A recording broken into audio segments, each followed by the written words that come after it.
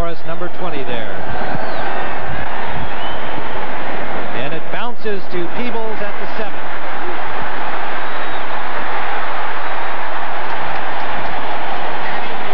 To the 32-yard line where Otis Smith made the stop. So the Browns with good field position to start this football game under sunny skies. Temperatures in the low 40s, and Bernie Kosar, if he throws 2 passes without them being intercepted, will eclipse this mark of 294 set by Bart Starr of the Packers back over 1964 and 65. This was Kosar's last interception, Deion Sanders of the Falcons, last December. And he'll throw on first down. Good coverage by the Eagles, a loss of about a yard on the play. And downfield, a flag deep in the secondary, and up come the hands from Izell Jenkins and Reggie Langhorne. So the referee getting some early action. Howard Rowe, number 33, our referee today. Way off the play, and a route run downfield. Izell Jenkins and Langhorne getting at each other.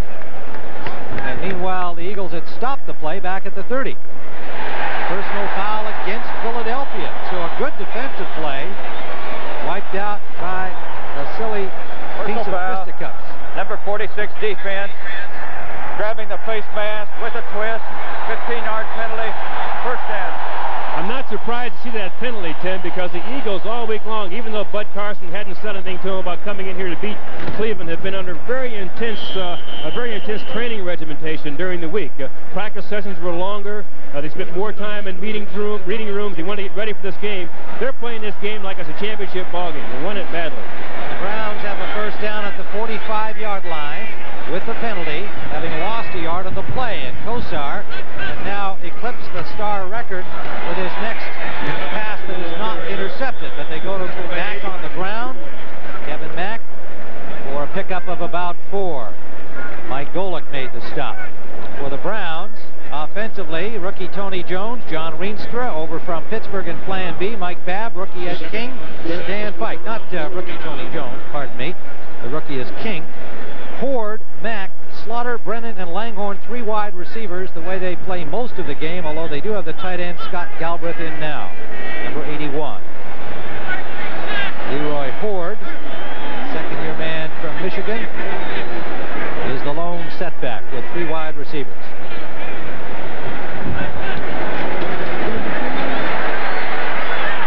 Intended for Langhorne, incomplete. And so that is the record now for Bernie Kosar, the first one being wiped out, the completion. And they took the penalty. He has now tied the Bart Starr record. Jim McMahon had a great idea as to how Kosar could accomplish this easily. He said he could throw the first 2 passes of the day into the ground. McMahon's contribution to how to achieve it. And the crowd applauding the accomplishment of Bernie Kosar. Kosar trying to quiet him down. He really downplayed this whole record. He says it's nice to have it, but he said you need to make plays, score points. That's what a quarterback's supposed to do. Third down. And that is tipped away, but there'll be an interference call intended for Brennan, and Eric Allen had the coverage and apparently gave Brennan a little push before he got his hand on the ball. Well, I tell you, it looked like Allen was in pretty good position, though, Tim. Again, a defensive back making a break on the ball outside like that. If he has good inside position, he has a pretty good chance of coming up with it. And Allen did have good inside position on Brennan, but apparently there was some contact when he went up in the air for the ball. Well, they needed 7 for the first down. Pass interference, number 21 defense. Spot foul, automatic first down.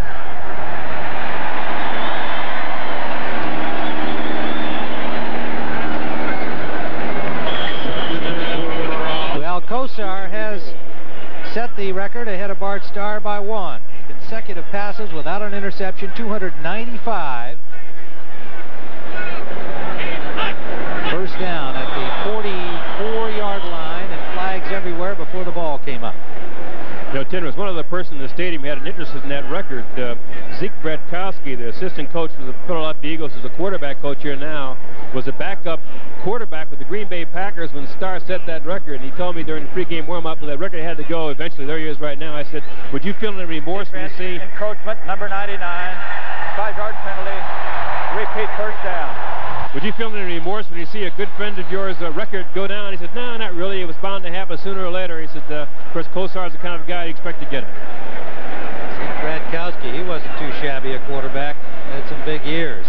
Well, Jerome Brown picked up that penalty. He's at tackle with Mike Pitts, Reggie White and Clyde Simmons on the ends. Joyner, Evans, and William Thomas, the rookie, and the linebackers. Smith and Allen on the corners, Hopkins and Waters, the safeties. 3 penalties against the Eagles on this opening series. Another flag down. Kevin Mack on 1st and 5 gets maybe 3.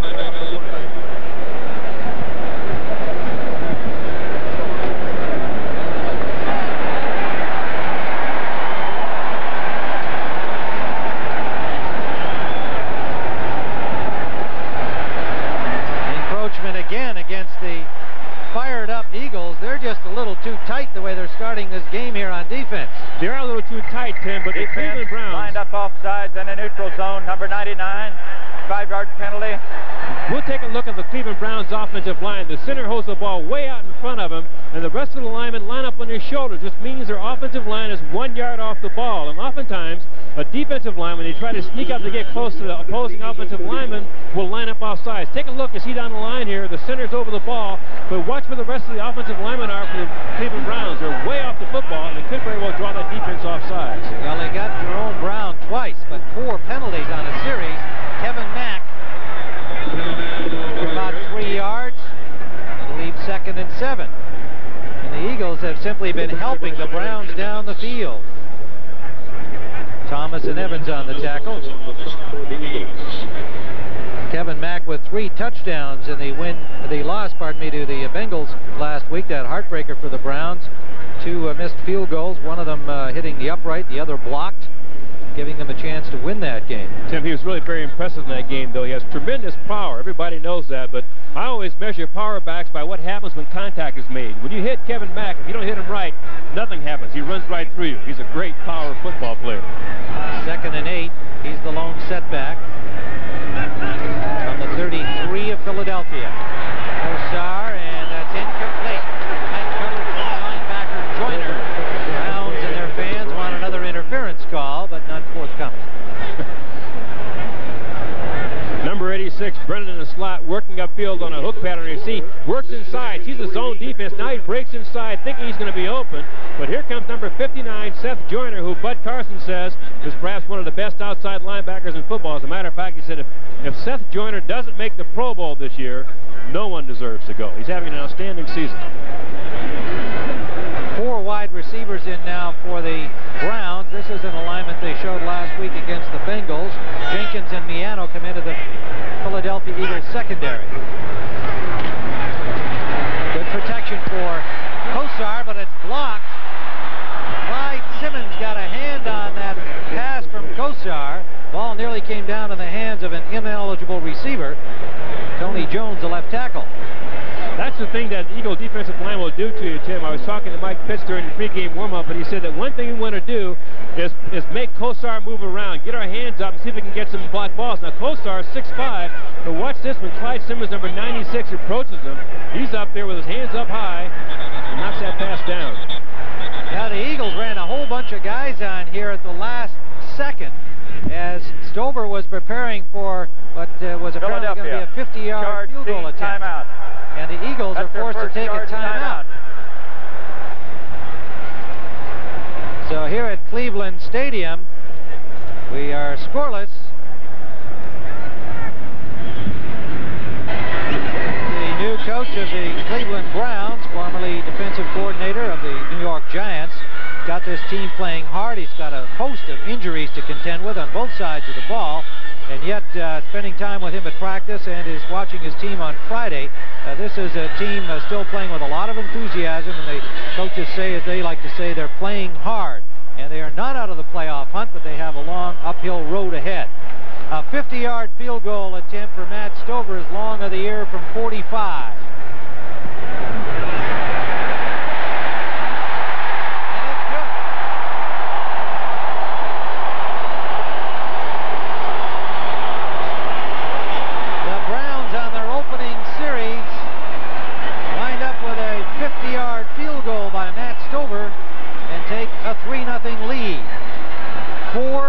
Penalties contributing to the success of the Browns getting down into field goal range, and Stover, who, as we said, had a best of 45 so far this year, was a pretty happy guy after he nailed that.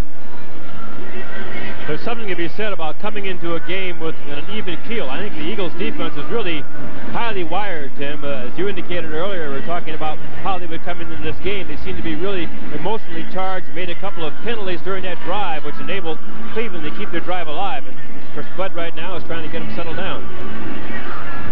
37 yards, 7 plays, 3:05 off the clock for the Browns on their opening series. Matt Stover picked up on Plan B from the New York Giants.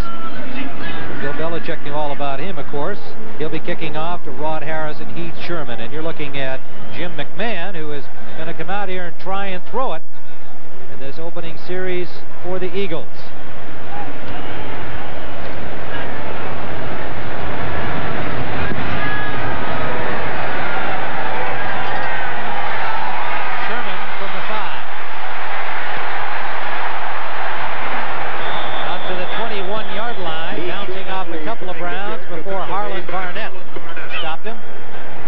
Jim McMahon brings on the Eagles, and he showed up with yet a new injury to add to this list that goes back to 1984, where, as you can see, a body by McMahon is not the way to get yourself in shape, folks, because he has been a banged-up body most of his football career. When the Eagles have had him in the ball game, starting and finishing, they're 4-1 this year. Can he make it through this one?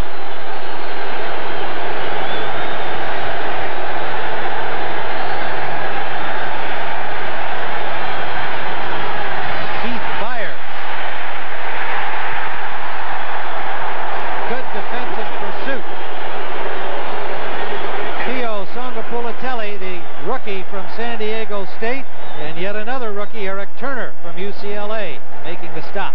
Heller, McKnight, Alexander, Ron Solt, and Antone Davis, the rookie at right tackle. Heath Sherman and Byers, the starting running backs. Barnett and Williams, the wide receivers. Keith Jackson, the tight end for Philadelphia. Byers was a questionable starter today. Took a helmet in the back in the Monday night victory over the Giants. Did not practice much all week. But another of the Eagles' tough guys. Loss of 2.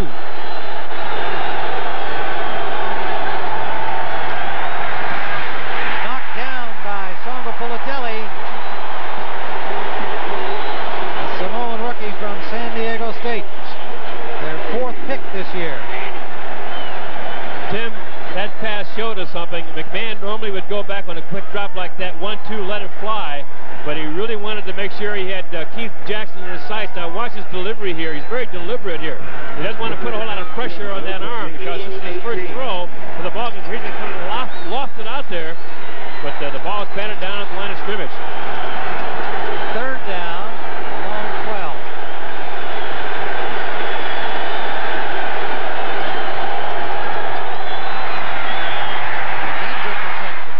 Deep sideline, intercepted.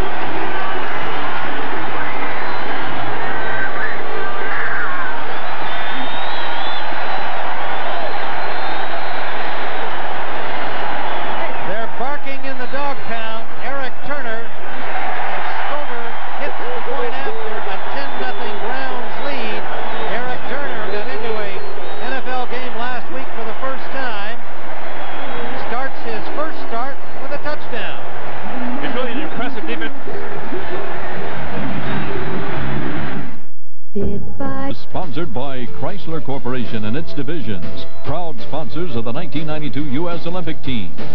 Hewlett-Packard LaserJet printers. They'll get you noticed.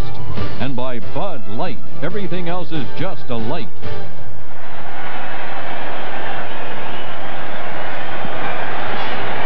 Eric Turner's 42-yard kickoff interception return. And the kickoff returned to the 25-yard line by Rod Harris of the Eagles, met by Brian Brennan. Now here's a look at that touchdown. Well, Tim, Eric Turner's really been quite a force here with the Cleveland Browns as he saw some action last week against Cincinnati for the first time. He's been hampered with injuries here. He's a #1 pick, but he has a great explosion as a tackler, but good.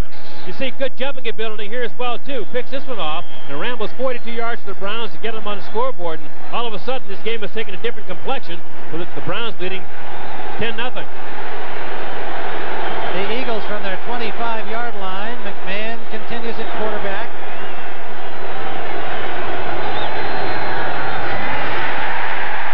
James Joseph, nowhere to go. Stuffed for a loss of about a yard. And now for an NFL update, let's go to Greg Gumbel in New York.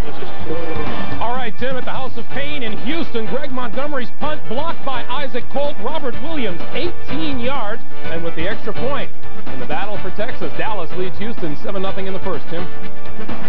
Wow, some early interesting happenings. Big plays made early, and of course, Eagles fans want to keep track of the Dallas Cowboys, 6-3 going into that game today against the tough Houston team leading the Central Division of the AFC at 7-2. This is Joseph again, and again, excellent defensive pursuit. Stephen Bragg starting on the right corner, making the stop, number 36. Braggs does a real good job forcing this sweep as he comes up as a support man and takes everything inside. But the key on this, though, Tim, really starts up front with their defensive line. Michael... You want to be talking about Joseph. I mean, they made a good defensive play. George, you got time to let him do something. Third down at the 25-yard line. 10 yards to go. Joseph able to get the yard back they lost on the first play. Man again, good protection, and he is complete to Barnett. Close to the first down, very near the marker. It'll depend on the spot. Pass complete to Keith Jackson.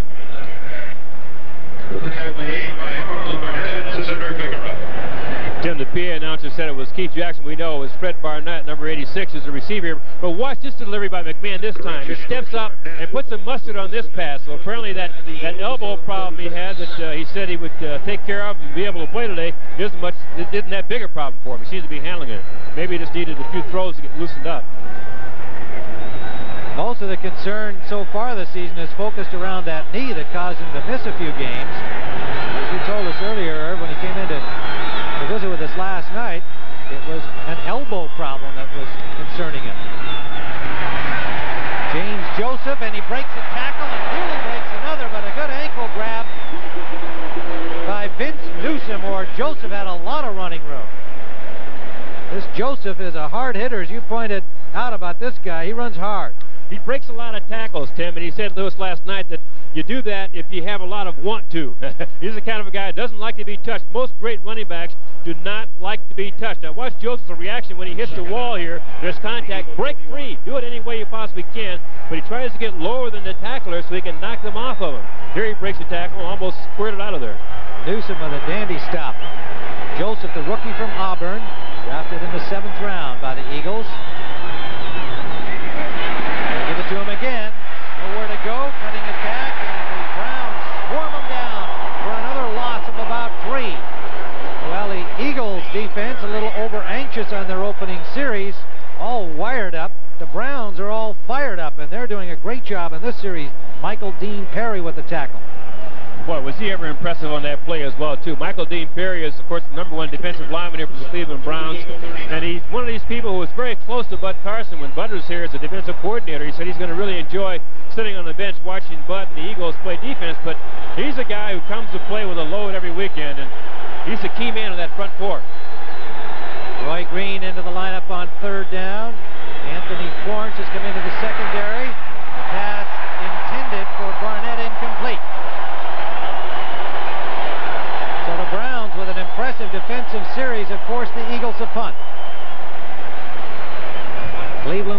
10-0. Rich Kotite takes the headset off here. He is not a happy camper at this point.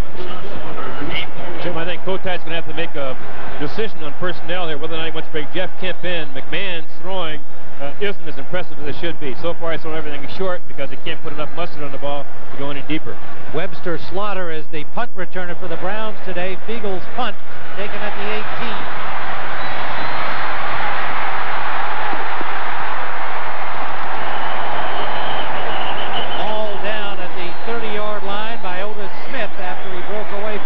Jackson.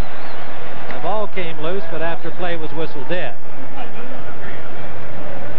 We'll be right back. Stadium where the Browns have taken an early 10-0 lead. Let's take a look quickly around the rest of the league here and have a picture of what's happening elsewhere, with Washington on top of Atlanta 7-3 in the first quarter. San Francisco with Steve Bono at quarterback over the Saints so far with a field goal. Dallas with that block punt for a touchdown, and Cincinnati on top of Pittsburgh 3-0. Tampa Bay leading Detroit 7-0 in the first quarter. First down, Browns from their own 30-yard line. Kevin Mack hits about 5, running straight ahead. Reggie White on the tackle. Reggie White, Mike Nance. Well, Eagles fans can hope that the Eagles defense has calmed down a little bit here, as they were rattled during that opening series. Green Bay on top of Buffalo early. The Jets over Indianapolis in the first quarter. When will the Colts score a touchdown? Good question, and they're without the big guy Dickerson today. He's suspended for 4 games by his coach. Second down and 6, we'll call it. A 4-yard gain for Kevin Mack. A little wing formation. Langhorne in motion. The blitz was on, and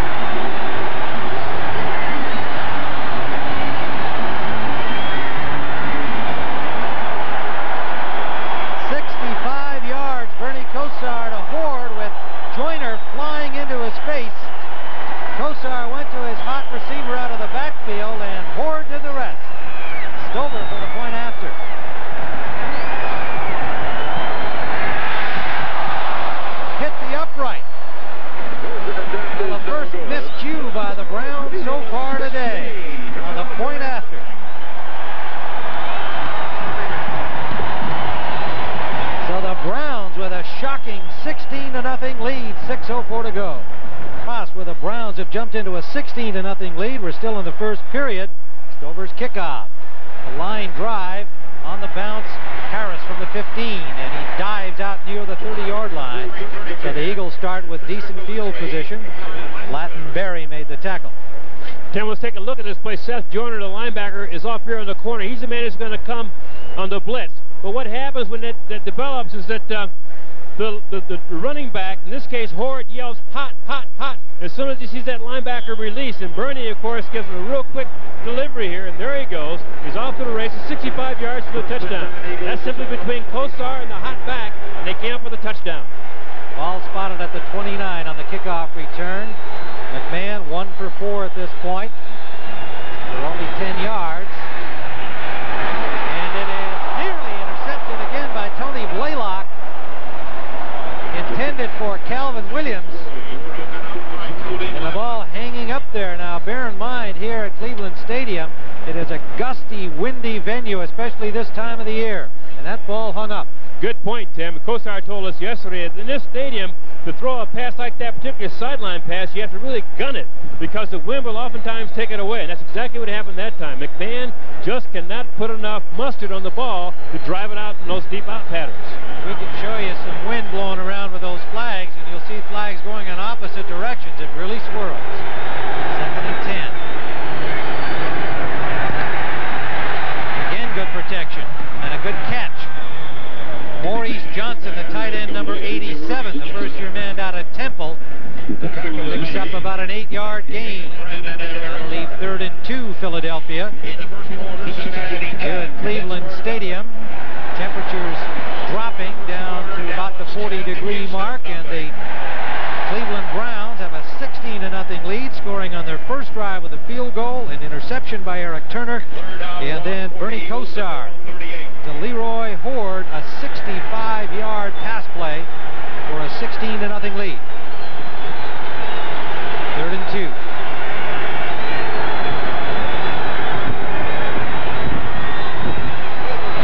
Fires a flag down, and play is whistled dead. So either a false start or encroachment. Referee Howard Rowe.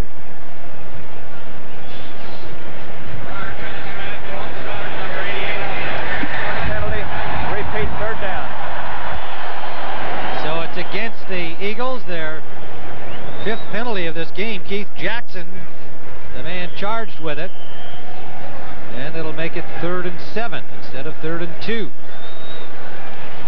This gives the Browns a distinct advantage, Tim, because now they can go into the nickel package. They call this a sub-defense with 4 linemen rushing and 6 defensive backs on the field. And McMahon, now with that bad arm, has to throw into the secondary. Lawrence and Barnett come into the Browns secondary. Roy Green in motion. A big game against the Giants Monday night. And will elude the rush, can't do it. Michael Dean Perry with the sack for the Browns.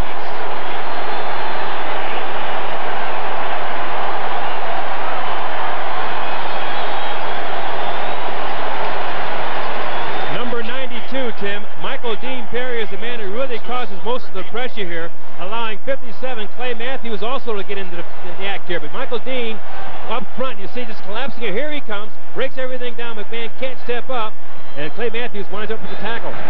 Eagles punt taken by Slaughter at the 36. Webster Slaughter to the 42-yard line, hit there by John Hudson. And excellent field position for the Browns.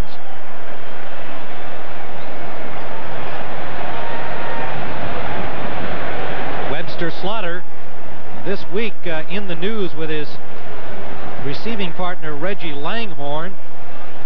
Both of those players, after a fundraiser early in the week, were accused but not charged, we emphasize, with an alleged rape of a young woman here in Cleveland. She has not been named. The players were named, but there have been no charges filed. So that created some turmoil early in the week. The players deny that any such incident took place, and they have not been charged.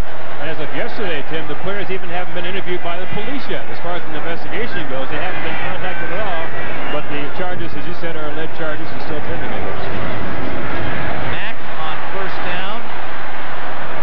And he's dropped for a loss. Joyner came up, along with Reggie White, ranging out from left end, and there'll be a loss of a yard on the play. Not the kind of a play you'd like to see Kevin Mack run. He's basically an off-tackle type player, a straight-ahead runner. When he has to run wide, it's very difficult for him to get that big body turned upfield. But there he goes. He's the man. He's the bread and butter man. When they need the tough yardage, Kevin Mack's the man who gets it for them. Kosar 2 of 5 passing for 64 yards. The touchdown pass to Horde for 65 yards. 2nd and 11. That's complete. First down, Browns to the 41-yard line of the Eagles.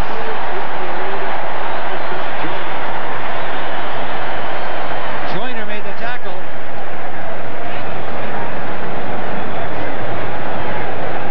Now, the news of that alleged incident we referred to, of course, disrupted practice somewhat early in the week, but things had calmed down by the end of the week, and Slaughter looks like he's really up for this one. See how far off the ball the Cleveland Browns offensive line is. They do a good job protecting Kosar, though. Again, one of the things the Eagles wanted to do is pressure Kosar inside, make him run around back there. But this offensive line has done an excellent job protecting him. First down, Browns. Eagles territory. Mack breaks one tackle, but the Eagles swarm in to stop him at the line of scrimmage. Clyde Simmons nails him there. I can't overemphasize, again, again, Tim, the way the ball is set at the line of scrimmage, when you watch this, when the Browns come to the line of scrimmage, the center, Mike Babb, will reach out in front of him with the ball about a yard from him, and then the lineman will line up on his shoulder pads, which put them about a yard and a half from the line of scrimmage. Now, what that does to the defense is it forces the defensive line to try to sneak up on the ball, and oftentimes they'll line up off sides. See how far off the ball they are? They're all lined up on the court on the center shoulders.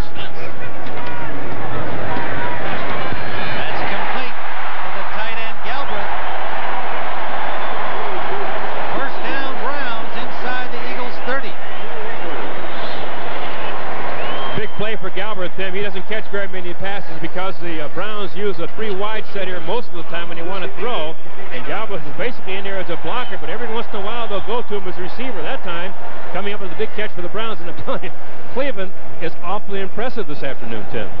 Galbraith, a second-year man from USC, drafted number 6 a year ago by the Browns. They have a first down at the 29-yard line. 16-0 Browns lead. If you joined us late, they scored on their opening series a field goal, then took an interception in for a score. Kosar under some pressure for the first time and complete to Langhorne. What a catch in traffic. Hopkins just about took his head off, and Langhorne hung onto the football at the 20-yard line. Terrific catch, but an unbelievable throw. I talked to a number of defensive players who worked against Kosar. They said one reason why you have difficulty keying on Kosar is that oftentimes he'll throw the ball where he's not looking. Now watch this. He's looking inside, but watch it. Well, he's watching the receiver all the way here, but oftentimes he'll be looking in one direction and throw the ball off center a little bit. It's hard to really get the jump on him. Unbelievable pass by Kosar and a terrific reception by Langhorne. Second and a long yard.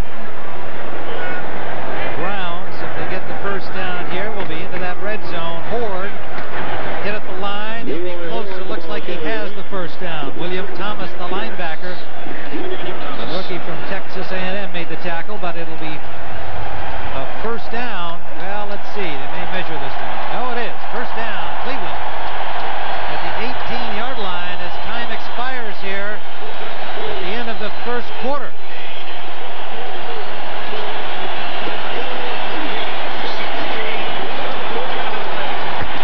The end of the first quarter with the score, the Browns 16, the Eagles nothing. We're back here at Cleveland Stadium. 16-0 Cleveland score over Philadelphia, and the Browns driving again at the 18-yard line, first down.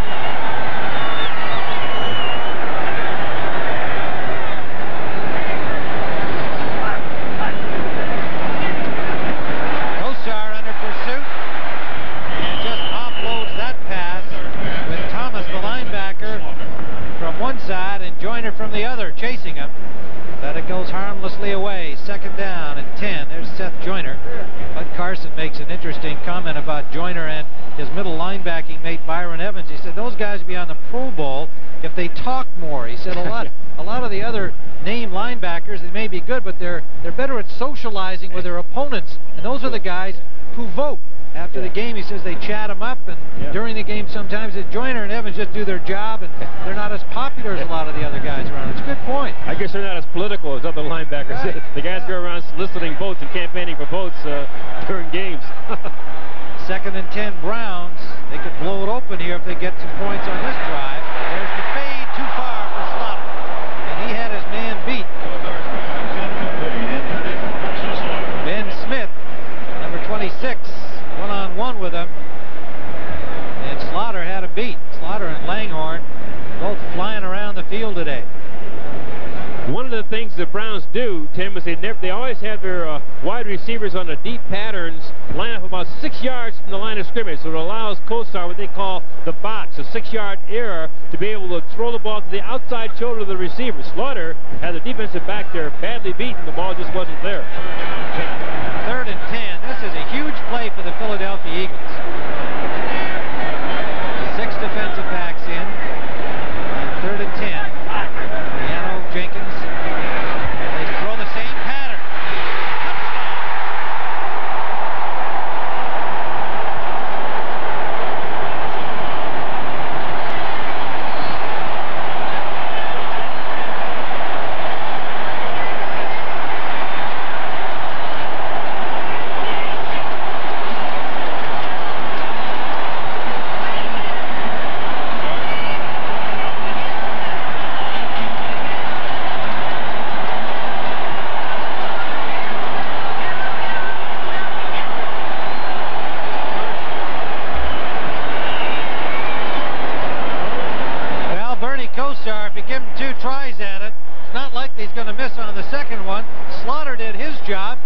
duplicated what he did on the first play. Boy, he thought he had the touchdown to begin with, and he said, oh, that was my fault. Let's do it again. Now, the Browns will have their wide receivers on deep patterns line up 6 yards from the sideline. That allows Bernie what they call the box. He can throw the ball to the outside, let the receiver fade out to it.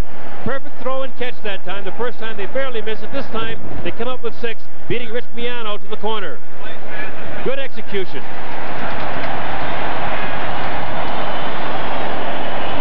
Well, apparently the replay official, Bill Petty, took a second look at that, presumably to see whether or not he was inbounds, in possession of the ball, when he fell down in the end zone, and they have said he was. Stover for the point after.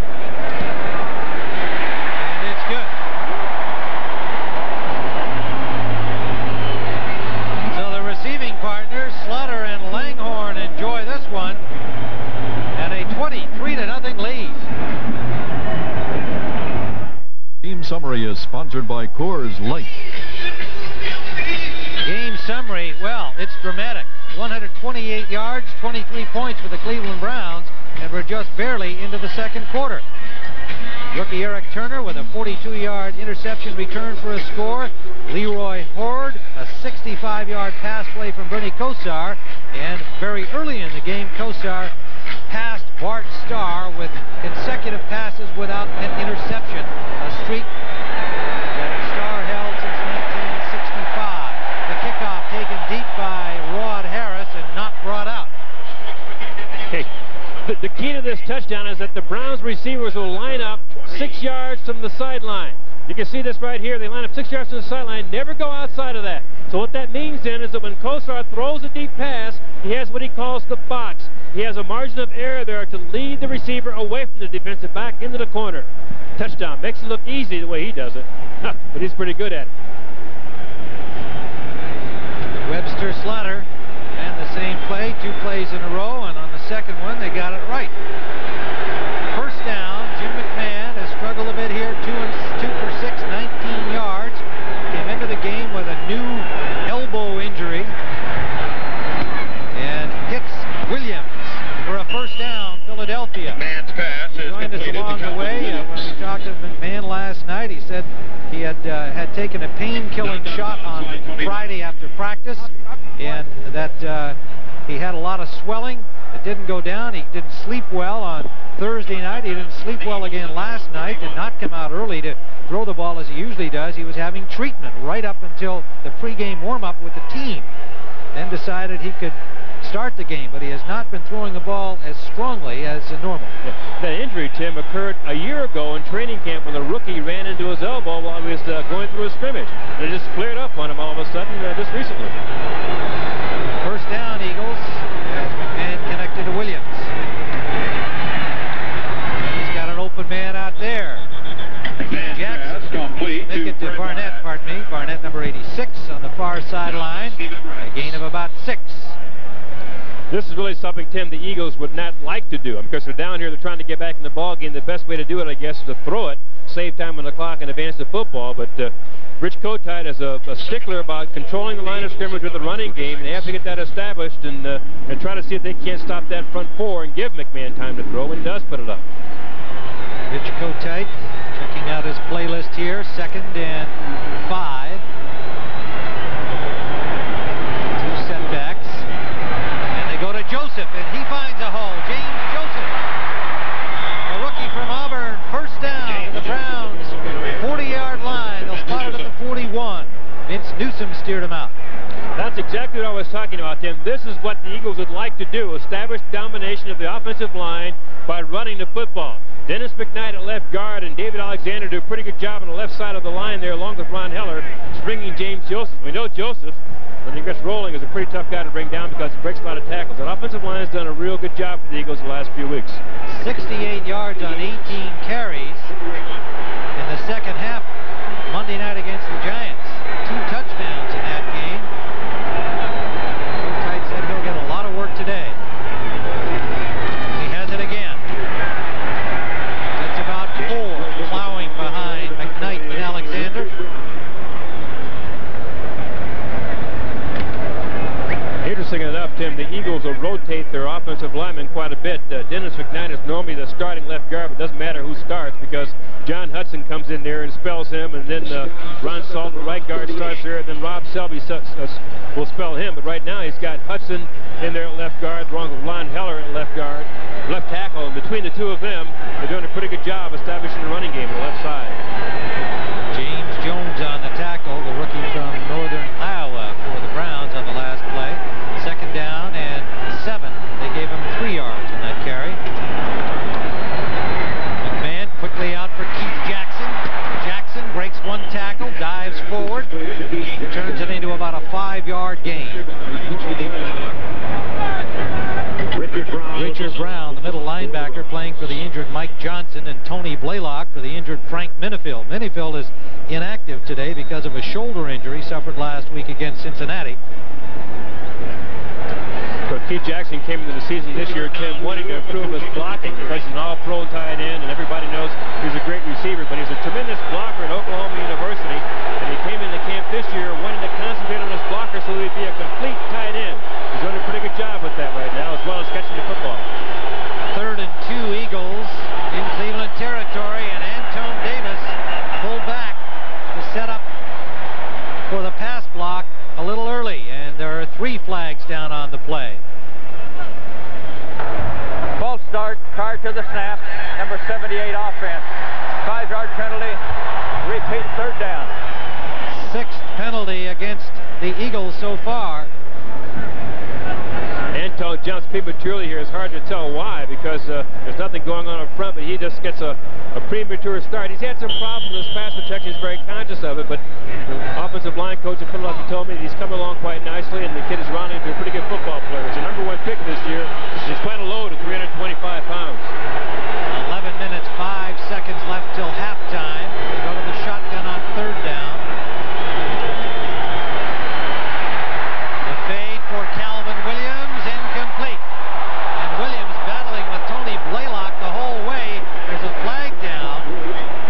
And it could just as easily be against the wide receiver, Williams. Let's see how this one comes down. Well, I could take a look at this, but the key on the other end of this pass, though, too, Tim, is that McMahon gets knocked down on this play. After he delivers it, here comes the heat. There's a blitz being called by the Browns, and here's the first hit right there. Looks like number 57, Clay Matthews, the man who knocked him down. Number 24, spot foul, automatic 1st down. On the other end, it was pass interference to the defense. They call it on Blaylock, and Irv, I know you'll have something to say about this. Yeah, I will. I don't know. I think that's really offensive pass interference. In my estimation, when a defensive back has position on a receiver, in this case, Blaylock has good inside position, trying to make a play on the football, and the receiver comes over his back, that was offensive pass interference. But unfortunately, they oftentimes call it on the defense, Tim. Well, they did that time, and it's a break for the Eagles, who are now inside the 20 at the 19, trailing 23-0. Myers breaks the tackle, still battling, and turns it into a 3-yard gain. Michael Dean Perry had a chance to drop him for a loss, but it was the linebacker Brown who finally got him. Terrific effort by Keith Byers, playing with a sore back. Brown made the tackle, Tim, but again, Michael Dean Perry, number 92, is the guy who causes all kinds of havoc up there because he penetrates so well, and when he gets beyond the line of scrimmage, he forces a lot of plays wider than they want to be. Really, Byers wanted to take that ball off tackle, but he couldn't when he saw number 92 chasing him, and he broke the play down. 44 tackles coming into the game for Perry, the old pro on this line, with just 4 years of experience. And he's got Jackson, touchdown! Keith Jackson. And McMahon put that one right on the money, and Keith Jackson was wide open in the hole in the middle. That was a tremendous drive, Tim. A gutsy drive by McMahon. He was knocked down a couple of times. He still got off the turf. And now here he throws a touchdown pass to Keith Jackson from his tight end spot on the right side of their screen, working against the linebacker, number 58, David Brandon, dropped him, and he waltzed in for the touchdown. Gutsy drive by the Eagles and McMahon. Well, almost a situation where they had to score on that drive to get themselves back into this football game. Roger Ruzek for the point after, and it's good. And McMahon can cross Cleveland Stadium, and the Eagles finally on the scoreboard, and desperately needed score. 23-7. The touchdown pass from McMahon to Keith Jackson, 16 yards. After the Browns had rolled into a quick 23-0 lead. Danny Peebles turning Ruzek's kickoff, and a flag down as he gets to the 25-yard line. Jesse Small made the tackle.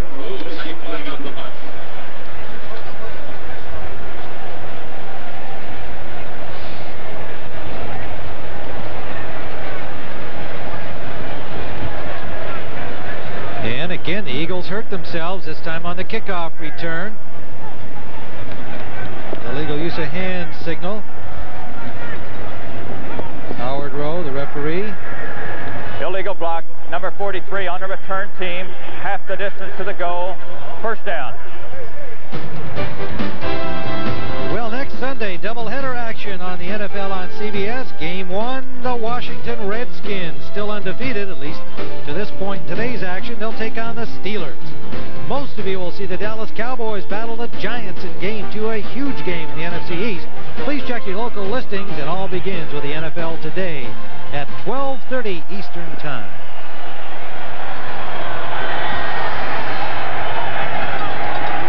Said the penalty on the Eagles, of course, meant the Browns, who are backed up to their 10-yard line.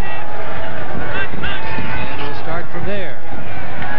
On first down, Mack. Back maybe a yard. Middle of that Eagles defense. Stuffing them. Jerome Brown making the hit with William Thomas. Here at Cleveland Stadium, the Browns jumped into an early lead, 23-0. The Eagles have just scored on their last possession, and the Browns starting deep inside their own end. Jim McMahon playing with a sore elbow today. Started slowly, but has come on. Kosar. And he is complete. Brian Brennan, first down at the 21-yard line of the Browns. This guy has made so many big plays for the Browns over the years, Tim. You have a tendency to take him for granted. Last week he had a little problem and dropped a key play against Cincinnati, and he felt very badly about that. But here's a guy who's a go-to man in tough situations, basically a possession receiver, very smart pattern runner. That time he broke up for a hook pattern, realized there's a hole between himself and the linebacker, took it, and he and Kosar read it for the first down. 22 catches coming into the game for Brennan. His teammate Webster Slaughter getting their last touchdown on the fade pattern from Kosar. And again, the Eagles defense stuffing the run, led by Byron Evans, the linebacker number 56 in the middle, and quickly joined by a couple of teammates, Mike Golick and Seth Joyner. That'll make it second down and 11. Here's a guy right there who's a real student of the game, Tim. Byron Evans studies the game closely. An honor student in college, you know, and this guy makes all the key calls out there. And as far as Bud Carson's concerned, as he said before, he ought to be in the Pro Bowl. Yes, he thinks Joyner and Evans are definitely Pro Bowl caliber, just not as well known, and as we said, they're not as good politicians as some of the other leading linebackers. Second, a long 11. Ford in the backfield now for the Browns. Kosar gets time, goes deep for Brennan. Kosar's pass incomplete, intended for Brian Brennan.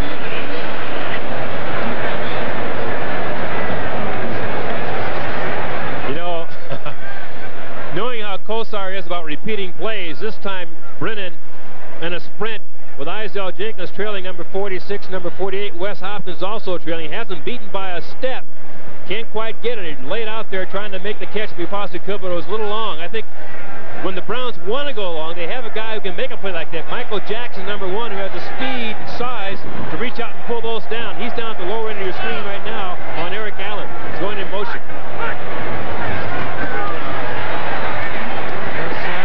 Goes to the short man Slaughter, and Slaughter is stopped short of the first down. Ben Smith wraps him up at the 30-yard line. And so the Eagles, with a good defensive play on that one, have forced the Browns to their first punt of the afternoon. Former New Orleans Saint Brian Hansen standing at his 15-yard line. 7:12 remaining. First half, 23-7, Cleveland lead. Harris awaiting the punt, and it's a good one. Harris back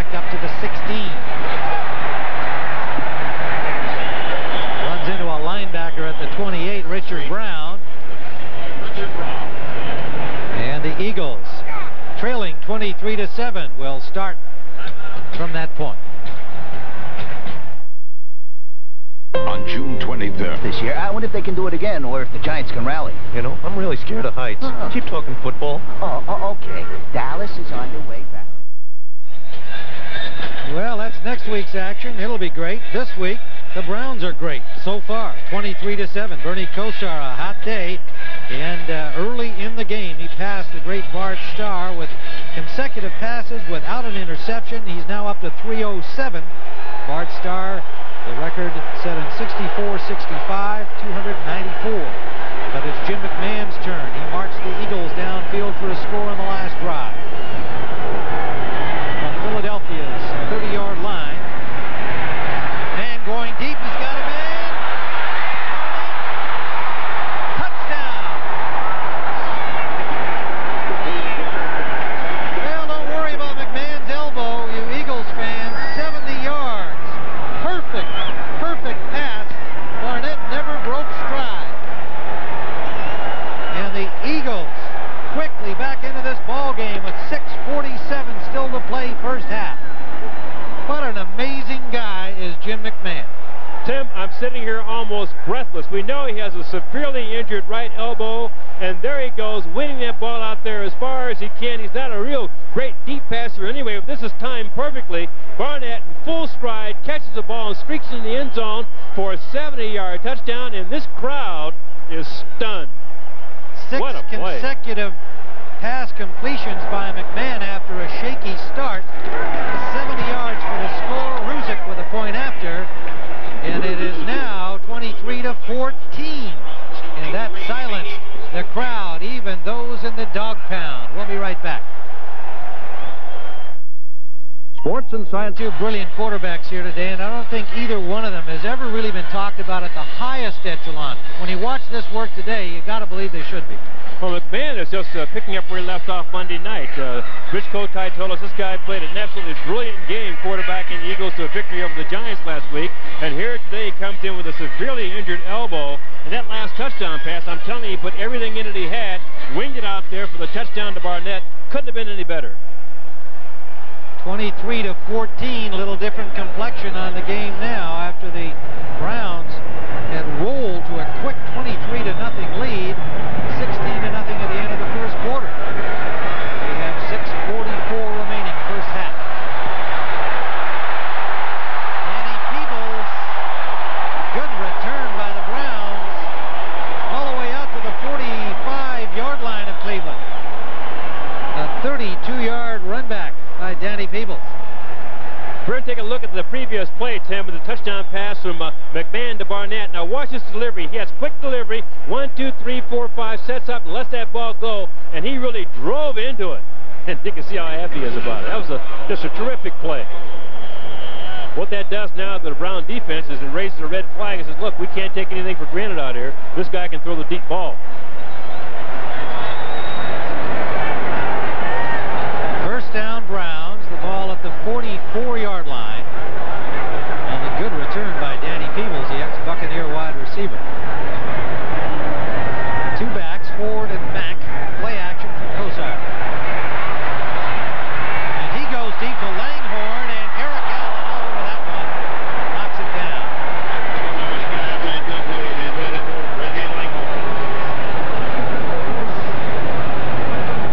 This is really great execution by a great defensive back, Tim, but Kosar's pass and went out, sort of hung up on him a little bit. It's probably, again, the influence of the wind in the stadium, but Eric Allen is one of the best one-on-one coverage men in the league. Handled that play nicely. Second down and 10. Slot formation right this time from the Browns with Mack the lone setback.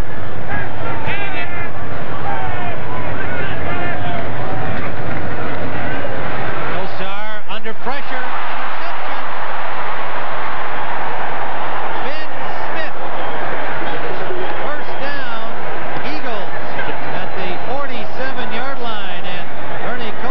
Interception streak finally snapped.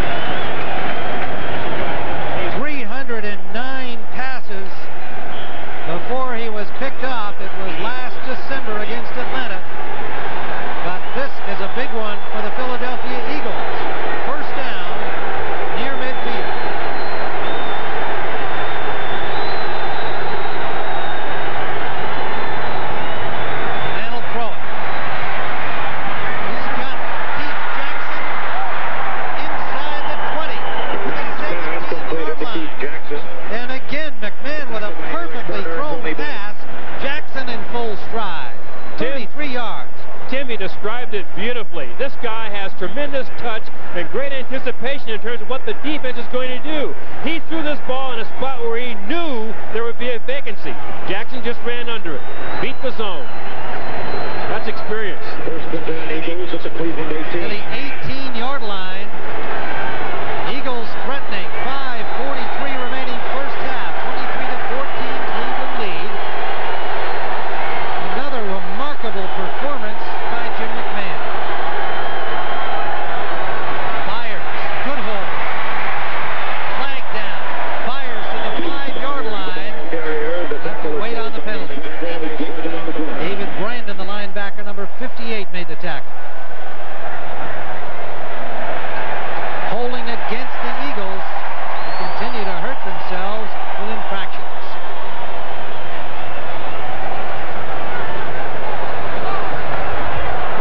Holding number 73 offense, 10-yard penalty, repeat On first Heller. down.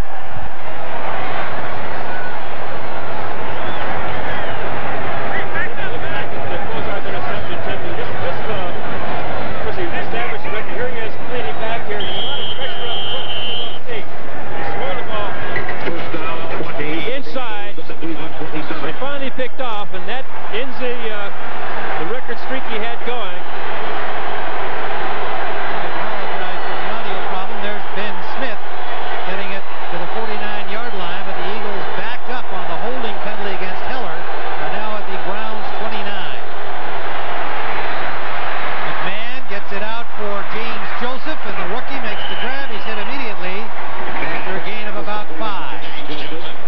Good reaction by the Browns. Brandon, the linebacker, Turner, and Blaylock from the secondary.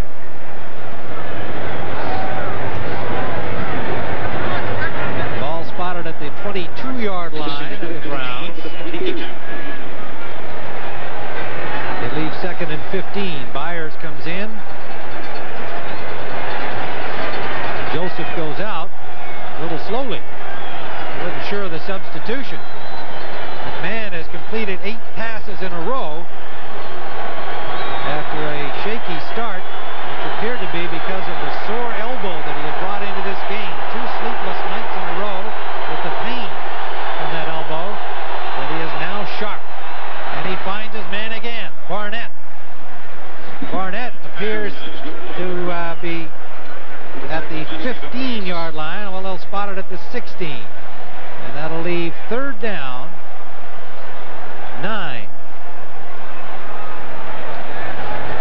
You have lots of impressions of Jim McMahon and how he approaches the game, but talking to the quarterback coach, Dick Bratkowski, about McMahon, you know, he's kind of a real student of the game. We'll go in the team meetings, he's lying out on the couch, looks like he's sleeping, but he hears and sees everything going on in the meeting and repeats verbatim what's going on. He understands this game thoroughly. A great field leader. Maurice Johnson, the tight end, in motion. The pass complete to Keith Jackson, fighting for the first down. He'll be short. Jackson got to about the 7-yard line. Well, let's see. He'll be reasonably close. This could be a measurement, and no, he's got it. First down. What a job by Keith Jackson. He was hit a good 1.5 yards short of the first down, and with that big strength at 250 pounds, Vince Newsom trying to hold him back from the marker, Jackson wouldn't let him. Well, that's the thing that impresses you more than anything else. Vince Newsom was a leading tackler on this Browns defense, and this guy comes up and makes a lot of big plays for him. That time, Jackson was able to drive forward for the additional yardage for the first down. First and goal from the 7. Joseph. Good defensive pursuit at the Browns' left side. The linebacker, Brandon, and Brown. Eric Turner getting into it. Eric Turner has made quite an impression here since he's started in this defense here for the Browns. Watch number 29 come on your screen here, the strong safety, the #1 pick out of UCA. This guy is a real big hitter. Now watch, wham, there he is. He likes to drive through tacklers. He said, when I tackle a ball carrier, I envision myself going through him. I don't want to stop where he is. I want to put my head right through his body. Second and goal. We've reached the 2-minute warning. The Eagles threatening from the 6. Scores, highlights, and latest info from around the league. Another interesting day as the second half of the season and the NFL starts to really get tense. Greg and Terry will bring you up to date. 10 in a row for Jim McMahon ties an Eagle Club record set by Norm Snead against the Browns back in 1964. And for McMahon, his only idea is to get it into the end zone. Takes a deeper drop, waits, throws it out of bounds. Again, a well-considered decision by the mature quarterback as he gave everybody a chance in that end zone to get looser, but then decided, nope, I'm not going to take a chance. It's out of here. Yeah, let's go ahead and throw it away. But again, you can see him directing traffic back there. He has his ability to read defenses and find open people quickly is uncanny. And he was trying to really direct one of his receivers to an open spot, couldn't get it down, so he threw it away. Anthony Pleasant has come in at right defensive end, number 98 for the Cleveland Browns, a second-year man from Tennessee State. Bill Belichick watching this young defense grow under his direction. They have been strained here by McMahon and the Eagles. Byers draw play. Good defensive reaction. Byers, good second effort. Gets to the 4-yard line, but the field goal unit will come on for the Eagles. 1:23. Make it 1:42 remaining. 1:42 remaining. In this first half, the Browns take a timeout. Michael Dean Perry stopping Byers. Roger Ruzek comes on. He's 14 of 17 in the field goal department. Here's a guy, Tim Byers. Everybody had a lot of questions about coming into this ball game because he had a back injury sustained last Monday night against the Giants. He didn't practice much during the week and had to sort of work out those kinks, but he was determined to play in this game. He's from Dayton, Ohio, not too far down the road here. He has a lot of relatives at this game, and there wasn't any way he'd miss it. Great Ohio State player, and he's given everything he has today. Now, he's had a couple of great second effort plays so far that have been key. Eagles will hold for Ruzek. They're going to spot it inside the 12-yard line, so it should be a 21-yard field goal attempt. So Ruzek, he's directly in front of the post.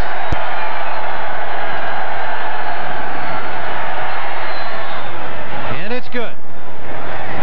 Field goal is good. So the Eagles, with a terrific comeback here, have made it 23-17, and we'll be back at a moment.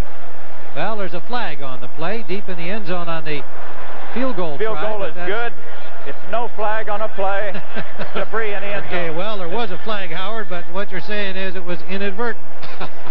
So 1:39 remains, first half, and the Browns still on top. The dog pound crew down there, and one of them, instead of throwing a bone out there, threw that flag, we're told. We didn't see that. Everybody looked around, saw the flag down in the end zone, and that's why Howard Rose said there was no flag, because it wasn't an official flag. So no penalty, the field goal good. McMahon talks things over with the offensive staff of the Eagles, and we have a 23-17 game. Really, Tim, it's really the dog pound. It's a lot of fun to come here and watch a football game because they really enjoy themselves down there. They're diehard Brown fans, and they really enjoy it. And it's a great city, Cleveland. We all know.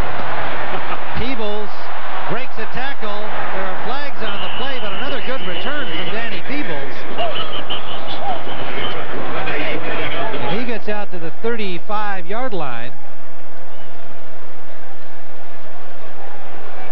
Otis Smith making the push out of bounds, but the flag is back near the 25-yard line on the return, a 25-yard run back. And this will be against the Browns. Illegal block. Number 37 on the return. Receiving team penalized 10 yards. First down. Arlen Barnett, and he hurts the good return. Following the NFL Today postgame show, CBS Sports brings you the final round coverage with players over 40 competing for the Amoco Centel Championship from Hilton Head. Hilton Head, South Carolina. Jim Nance and Ben Wright with Curtis Strange. Bobby Clampett will be on hand to bring you that golf action. 4:30 Eastern, following our NFL Today postgame show.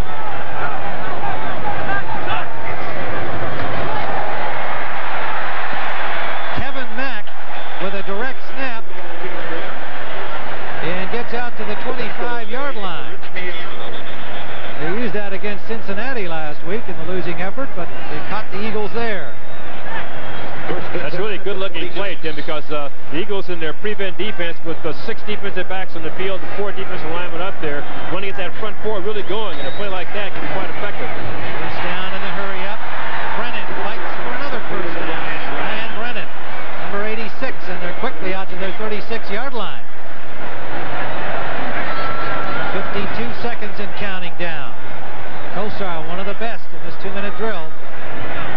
4 wide receivers.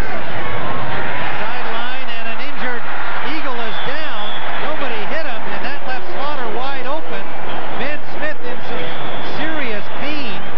An unusual situation there, a 16-yard gain and a first down. Now the Browns will not be able to continue the hurry up because the Eagles have a player on the field. Yeah, they'll call a timeout here, Tim, for the injury, but we'll have to wait and see what happens. But Ben Smith went down immediately. No one touched him. He was making a cut on the play here to try to change position and went down. And looks like they're working on his leg. Number 26 on the corner there. On the outside, you'll see him working against 84 Webster Slaughter. Now when Slaughter turns inside, now he tries to go with him, and bang, his leg just went out. Just went out. Footing was good and everything else. It just simply went out on him. Well, Ben Smith, of course, that'll be a big loss. He and Eric Allen, perhaps the best pair of cornerbacks in the entire National Football League. So that could be devastating for the Eagles. 40 seconds still to play. Browns lead the Eagles, having surrendered a 23-0 lead. 2 timeouts each remaining. 40 seconds left first half. The injury to Ben Smith, an unusual one on the coverage against Webster Slaughter. We'll see again what happened. Take a look again. He's got inside position on Slaughter as he stops here to come back. His leg, there it is right there, his left leg. You see his knee just buckled on him as he went down. And again, a big injury for the Eagles if this winds up being a serious problem. Last week again, or a couple of weeks ago against San Francisco, Ben Smith held Jerry Rice to only 2 catches for 4 yards. To tell you the kind of a defensive back he is. He's just a great single coverage guy, but right now he has a problem with his leg. It was good reaction by Rich Miano to come over there as quickly as he did to pick up Slaughter. Slaughter would have had the whole sideline to run to the end zone. Quick look at the scoreboard, and of course Greg and Terry will be along shortly to bring you up to date on what's happened in these games, and that looks like a dandy at halftime. Dallas and Houston. And this is not a good sign. They're bringing out a wheelchair for Ben Smith, the second-year man from Georgia, their first pick a year ago. Very mature as a rookie, under fire right from the get-go as a starter. Played some safety, then moved to the corner, and by the end of the season, people were talking about him like a veteran. Well, he's been playing like a veteran, Tim. He plays with a great deal of confidence. He has great reaction, and just a complete cornerback. Again, with Eric Allen and Ben Smith on the corners, the Eagles had the 2 best single coverage people in the game, and they're going to miss him sorely. It'll probably be Izell Jenkins taking over on the corner, normally the nickel back. Comes in as a 5th man in their nickel defense. And has played as a regular on the corner in the past.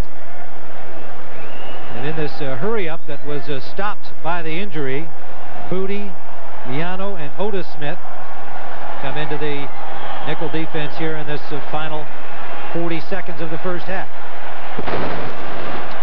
Well, traditionally, Tim, when you get a substitution at that corner position, you work on it right away. Let's see if Kosar goes to the left corner, his right side, on this next pass. They put Otis Smith out on the corner and left Jenkins in his normal nickel position. Otis Smith, number 30. Ball at the 47 of Philadelphia. Kosar, he's got a man open. Langhorne, first down. 25-yard line of Philadelphia. John Booty made the tackle there, number 42, the former Jet from TCU. Kosar finding that open man. 32 seconds left in the timeout taken by the Browns.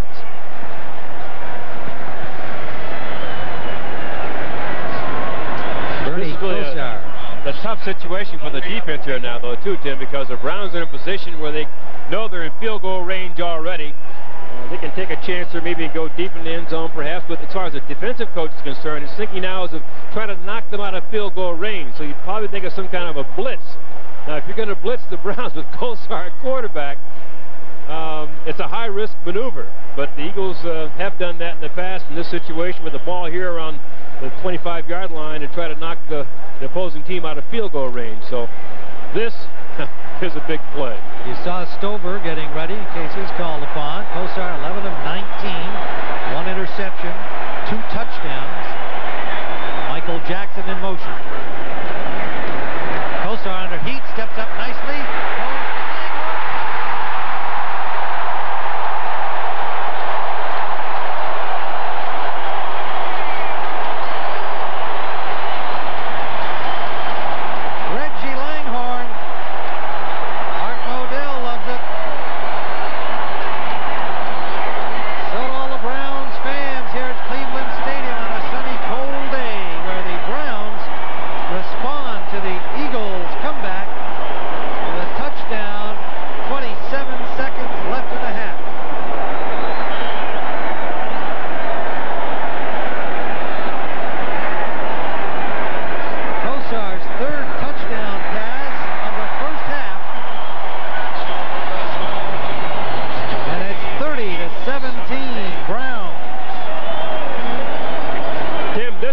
Talking about if you try to blitz Kosar and he knows it's coming, you're in trouble. The Eagles go into a blitz. Here they come. Here comes Cody, number 42, trying to put on pressure, and he spots 88, Reggie Langhorne, working to the corner for the touchdowns. Unbelievable.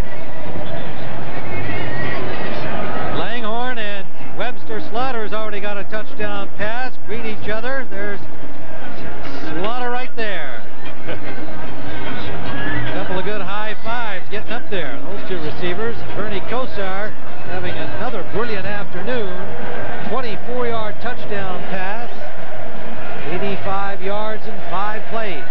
Tim, talking to Kosar yesterday, said that he only wished that I said, what do you think about Bud Carson coming back as defensive coordinator for the Eagles? He said, well, I don't really mind that. He said, I only wish Bud was playing defensive end for the Eagles. You know, had him on the football field instead of on the sideline coaching. Well, they have done a good job protecting Bernie Kosar's offensive line. He hasn't had to worry too much about Reggie White and Clyde Simmons. So far in this first half, that Eagles front four has not been able to get much pressure on Kosar. Stover, the kickoff. Harris from the 4. Cut it inside. Good return to the 31-yard line. Brian Brennan made the tackle there, tripping him up. 26-yard return. 21 seconds remain in the first half. Kosar 12 of 20, 215 yards, 3 touchdowns. And Kosar, well, he put it nicely. He did indicate that, yes, he was looking forward to beating the defensive Bud Carson, the man who had the temerity to bench him during the Browns' struggles a year ago. Carson later fired. And that has added some spice to this matchup today. So the Eagles let the clock wind down and head to the locker room down 30-17. A stunner in Cleveland. Bill Belichick with that stoic look, and the enthusiastic fans of the Browns loving it here in Cleveland.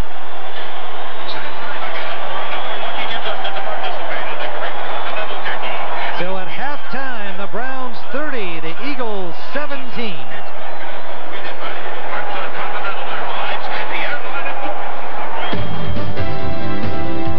CBS Sports coverage of the National Football League is sponsored by BMW, the ultimate driving machine.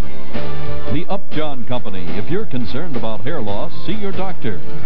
And by Coors Light, the silver bullet is the right beer now.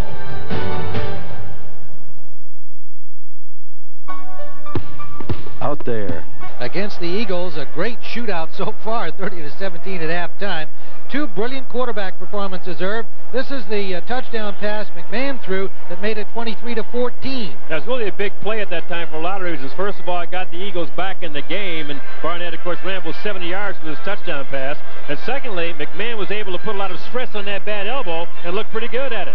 Sure did. Now, in the final minute, Kosar marched downfield, took a little wind out of the sails of the Eagles. A lot of wind out of the sails, Tim. He marched practically the length of the field with very little time left on the clock against the league's #1 defense. He hit this touchdown pass just before the half. When you get a play like that before halftime, it takes a lot of gas out of your ball club. Well, it sure does. You have to wonder about, here's this real tough #1 rated defense in the entire NFL. They haven't been able to stop Bernie Kosar. They have been the main force of the Eagles when they've struggled offensively. They've really got to do it in the second half or it's going to be a Browns day. Well, they have to do it. They have to do it up front. The strength of that Eagle defense is their front four. They have not been much of a factor in this first half. I'm surprised to see how the Cleveland Browns offensive line has been able to handle that big front four up there. They've been able to do it. Bud Carson has to figure out some way to break those guys loose. That's the only way they'll get back in this ballgame. Well, you have to just marvel at the performances of these two quarterbacks. Bernie Kosar, of course, broke Bart Starr's non-interception mark today, but it's really what he's done in making the big plays, including the one to Langhorne in the final minute. And for Jim McMahon, when we saw him last night, you had to say there's no chance. In fact, he himself said, if I had to play right now, guys, forget about it. I won't be there. A sleepless night, no proper warm-up today until the team came on the field, and here he is with those numbers. Yeah. Well, last night he couldn't even raise his arm, Tim, and right now he's playing football, and here go the Browns to open the second half. So Matt Stover will kick it off, and anybody that was here for the start of this game isn't going to leave the way it's gone so far. 30-17, and we're only halfway home. Harris, the deep man, number 80. He'll take it deep in the end zone. Stover, a dandy kickoff, and there'll be no return.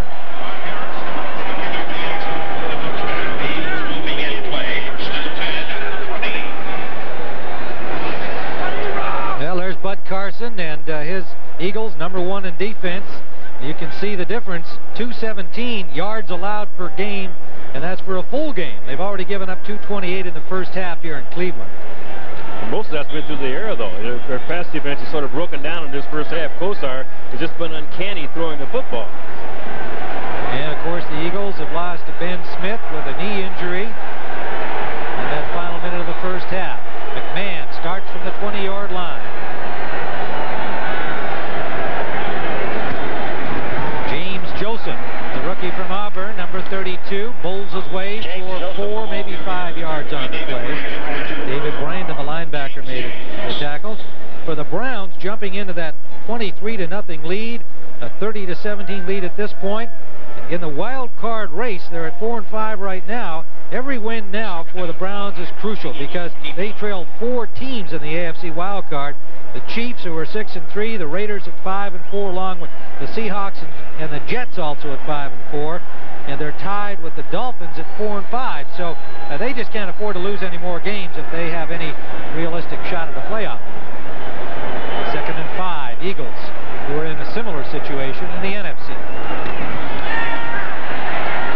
Sideliner goes to Barnett, and he has the first down. Tackled by Stephen Rance.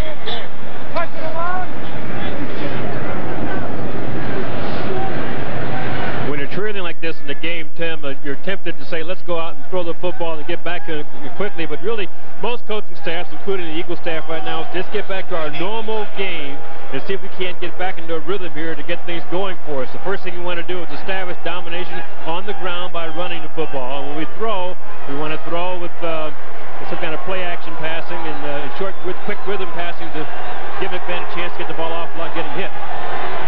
First down, Eagles. They're at their 30-yard line. And they continue to throw it. McMahon deep sideline to Williams. First down at the 40-yard line. And again, plenty of mustard on the ball from Jim McMahon. Calvin Williams with a good catch. Calvin Williams made a great play on this ball. Again, he was forced to release outside. He's almost out of bounds there, but if he goes inside and stays in bounds, makes the catch, gets both feet in before he's finally knocked out. Number 24, Tony Blaylock on the coverage there. But again, Calvin Williams did a pretty good job staying in bounds there. 30-yard gain, McMahon to Calvin Williams. And the ball at the 40-yard line of Cleveland, opening series second half.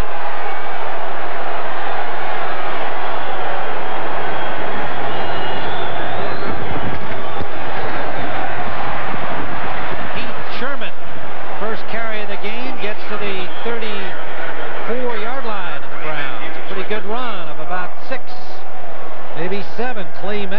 Richard Brown, the linebackers, combined. Tim, we talked at halftime about how you get back into a ball game. We said the Eagles front four, of course, will have to get going, but the key really is to dominate the line of scrimmage. Do that with both lines, of offensive line as well as defensive line. If the Eagles want to get into this game, they have to get, again, this running game started and show the Browns they can control the ball, control the line of scrimmage. Two tight ends in now for the Eagles. Maurice Johnson joining Keith Jackson. Second down along 4. Joseph and Sherman, the running backs. Sherman breaks a tackle, has a first down, Eagles. Running out the right side. Eric Turner came up from safety to make the stop. Well, it'll be interesting to see what the halftime adjustments are, particularly in the part of the Eagles with their defense. But you also have to wonder about Bill Belichick and his defense in the second half, because McMahon has moved the ball at will, and he's got a shuffled secondary with the injuries to Frank Minifield, who's out of the ball game today, and of course Mike Johnson, the middle linebacker, and secondary players Mark Harper, Raymond Claiborne, Thane Gash have all been gone since the start of the year. So he's got some problems in the secondary, and McMahon has been working them over. First down. That's complete to Sherman out of the backfield at the 19-yard line, and it looks like it'll be close to another first down. No, just short. They spot the ball just inside the 20. Richard Brown and Eric Turner make the stop. The last time we saw Hugh Sherman carry the load for the Eagles, we were doing the game down at Tampa Bay. Of course, the Eagles lost that game, but he became the big ball carrier in that game for them and showed he could run the football. He's also a pretty good receiver, but the thing they liked about him was his quickness. He has the ability to get up into the hole quickly and break big plays. Well, Byers has not appeared here in the second half, and that back injury apparently is bothering him. Knowing Byers, he'll get back into this. James Joseph, off tackle. Good tackle from the linebacker Brown, ranging over, nailing him from behind. But it looks like he has the first down. The rookie from Auburn, there's Byers, and remember he took that helmet in the back Monday night against the Giants, and it's bothering him now. That's an injury you can't do a whole lot with, Tim. When you have those back spasms and back injuries, you try to just you take muscle relaxers or whatever to try to loosen things up, but when it starts to tighten up on you, you can't do much about it. Well, they're measuring on that last one. We had awarded it to the Eagles, and indeed they do have it. First down, and they're at the 19, make it the 18-yard line. This is the opening series of the second half. 30-17 after the Eagles had come back to close it to 23-17. The Browns responded with that touchdown pass from Kozar to Linehorn in the final minute.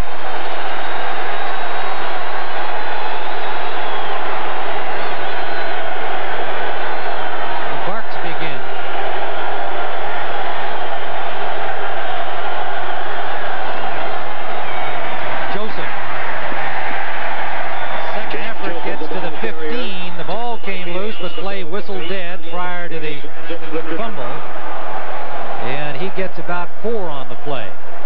I want to emphasize again, Tim, that in order to control a football game, you have to control at the line of scrimmage. You know that the Eagles, I'm sure at halftime, figure, let's not panic. Let's get back to our normal game plan.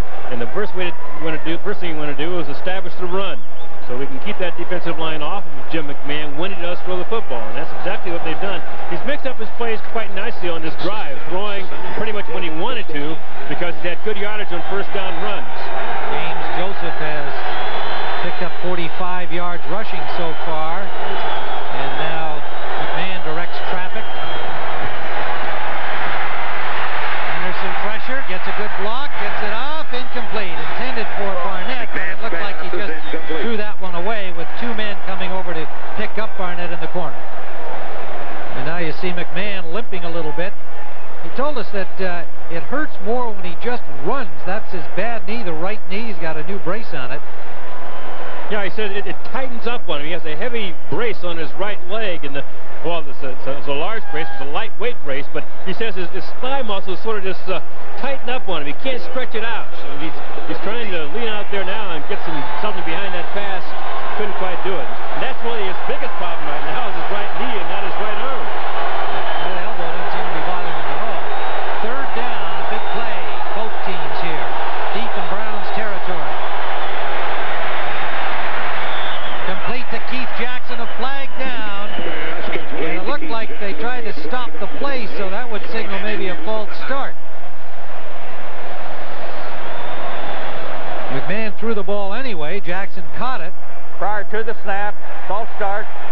78 offense. Antone Davis. Repeat third down. The rookie continues to have his problems, although I think credit must be given to the Eagles' offensive line through the first half, playing as well as they did Monday night. Boy, they did a good job Monday night, and they're doing a reasonably good job here, but this is the second call on Antone Davis today for a false start. Remember in the first quarter you had one on a drive, you're moving inside to score, now here he does it again. He's just a little anxious, trying to get off play. One reason for that, though, Tim, is that they make a lot of line calls up there just before the ball is snapped. He's probably listening to his guard, Ron Salt, to find out what his blocking assignment should be. On third down, the fade for Pete Jackson overthrown. So that'll bring up fourth down. Jackson complaining that perhaps he was pushed.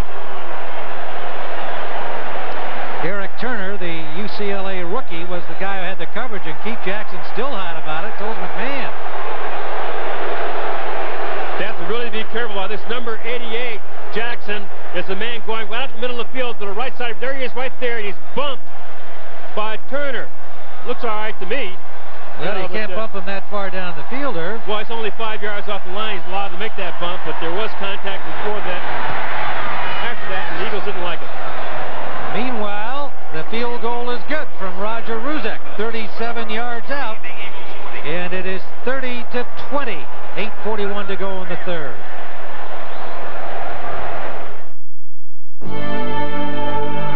Yards up from the line of scrimmage. The defensive back can make contact within that area. If he makes contact after that, it's pass interference, illegal use of hands or pass interference. Now here, boom, Turner hits Jackson about 10 yards upfield, and Jackson wanted to flag and didn't get it. Now Ruzek kicked the 37-yard field goal. There's the unhappy Jackson. He and McMahon were still arguing when the field goal unit was lined up. The kickoff is taken by Peebles, and Peebles this time is stopped at the 27-yard line. He's had a good day returning kickoffs for Cleveland. Rich Miata made the stop that time. At Cleveland Stadium, we've got a wide-open football game with two great quarterback performances. Jim McMahon for the Eagles, Bernie Kosar for Cleveland, 30-20. Eagles marching the opening kickoff of the second half down for a 37-yard field goal by Roger Ruzek to make it 30-20. Eagles led in this game 23-0. First down, Cleveland. Browns led in this game 23-0. And on first down, the Browns get it to the 30-yard line, a gain of about 2. Early in the second period, the Cleveland Browns were on top 23-0, and then the Eagles went to work. 3 consecutive scores and a 30-17 lead by Cleveland at halftime on the touchdown from Kosar to Langhorne in the final minute. Now that margin is 10. Second down and 8. Kosar under pressure goes to Horde. That's the play that went for a touchdown the last time they threw it. Joyner blitzing, and Kosar hitting the hot man. The Eagles did a better job.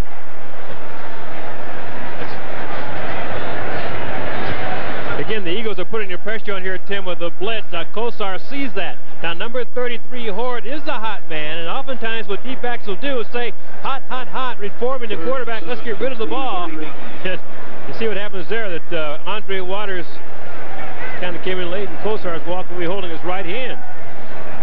You'd be surprised the number of times a quarterback will hit a player's helmet when he comes through and following through on his pass, and he's still shaking that right hand. Third down and 8. Eagles nickel defense. Kosar gets some protection, but it's knocked down at the line by Mike Golick, number 90. Golick prepared for this game by doing his little television show that he does with Randall Cunningham in Philadelphia. And he crawled around in a dog pound, in a real dog pound in Philadelphia. Imitated several breeds, I'm told, quite effectively. And that was how he was getting pumped up to face the Browns in the dog pound here in Cleveland. Well, he was born and raised here in Cleveland, went to St. Joseph High School, and has a lot of friends here. And so this is like a homecoming for him to come back and play the Browns at Cleveland Stadium. Whoa, what a line drive punt that is. And Harris lets it pass. It goes out of bounds. I think he could have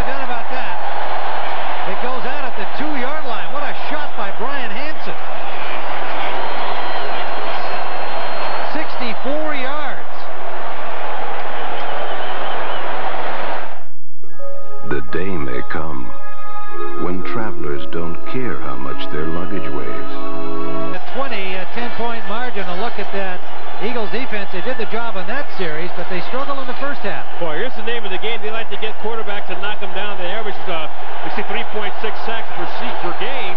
Today, they have only one.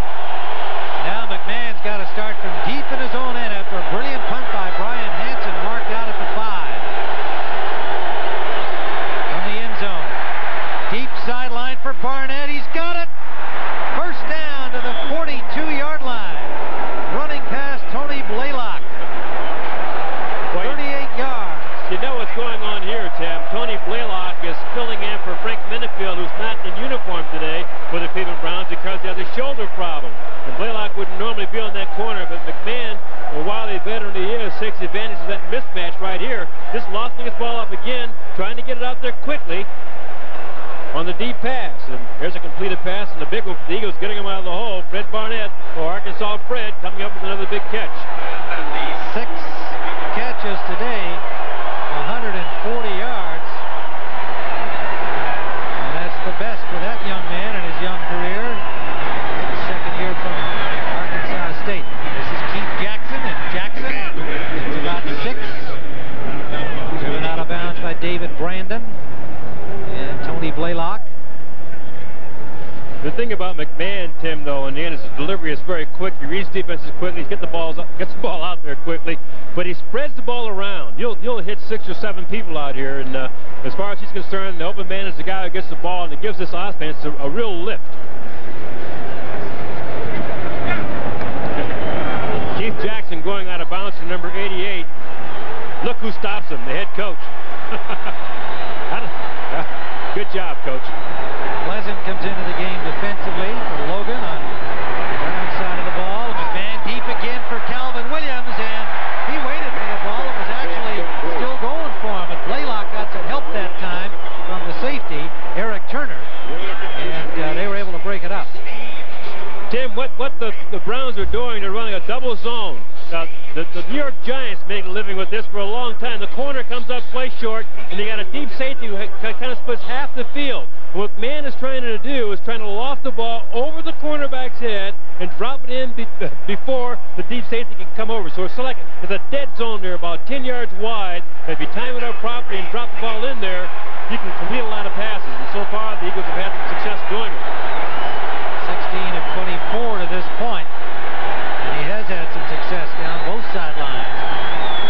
3rd down and 4. And short sideliner, first down to Barnett. The Browns try to wrestle him back. Braggs, number 36. But he already had the first down yardage, and the ball now at the 47-yard line of the Browns. Watching McMahon work, I'm so excited. Watch that time they changed up from a double zone to a strong revolve. Now all they did was had the safety man come up and swing around, and the weak part of the zone, the weak part of the defense, was exactly where he threw the ball. He read it and bang, hit the soft spot of the defense right now. The guy's amazing. Well, I thought that his game Monday night was one of the best quarterback games I've ever watched. Throughout the numbers, which were good. But when I said that to McMahon last night, he said, I don't know, that last series in the first half, he said, I should have had a touchdown there. He wasn't accepting the praise at all. He wasn't happy with it. Man drills it out near sideline to Calvin Williams, and another 8-yard gain. And McMahon continues to pick apart this pass defense of the Browns. As we said, they've had to do a lot of shuffling here with Minifield out, Claiborne and Harper on injured reserve. Randy Hilliard missing the game today. He's been playing the right corner.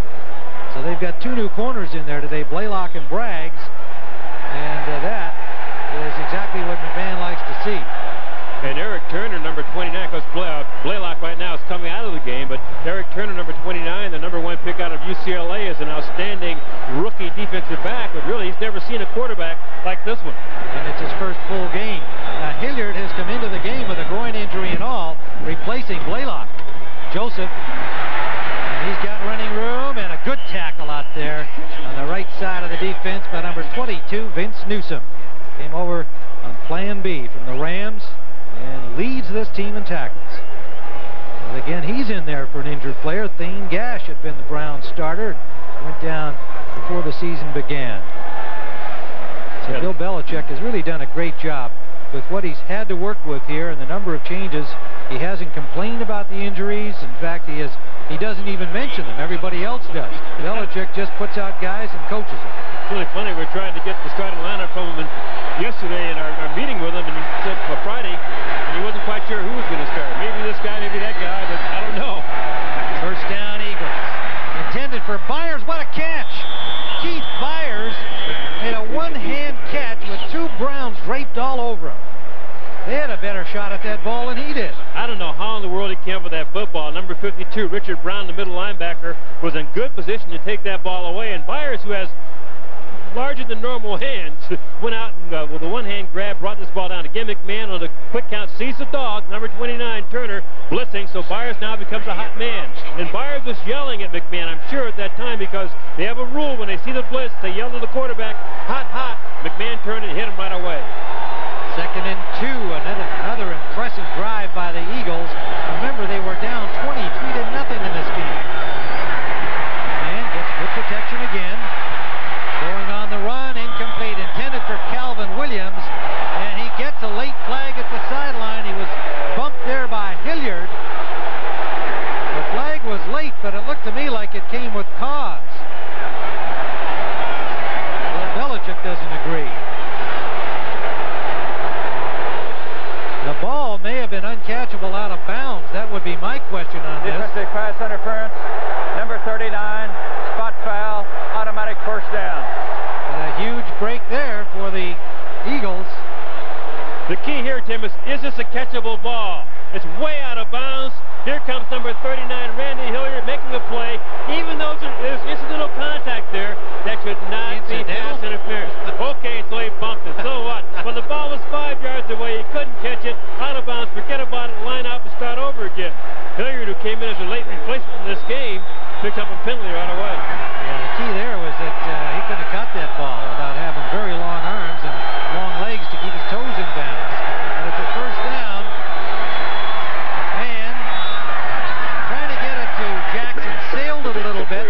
Wanted to make sure that it could be caught only by Jackson. That'll be 2nd down.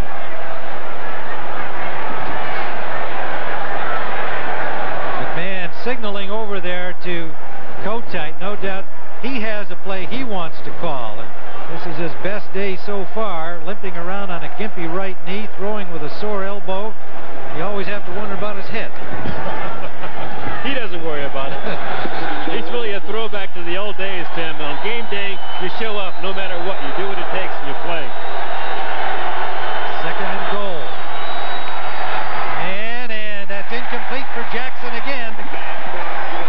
Again, McMahon keeping it up high for the taller Jackson over the defender Newsome. A little too high as Newsome put a good lick on him. Pretty good play by Newsome, number 22. You'll see him coming to your frame as Jackson to the left of your screen goes up high. Now here comes 22. Actually drilled him right in the chest, but timed it well enough so that as the ball arrived, he arrived with it. Keith Jackson playing with a sore hip and some sore ribs, so I'm sure a little tender just where Newsome got the lick on him. So it's 3rd and goal. Good job by the Browns. 2 plays in a row here defensively. And the dog pound getting into it at that end.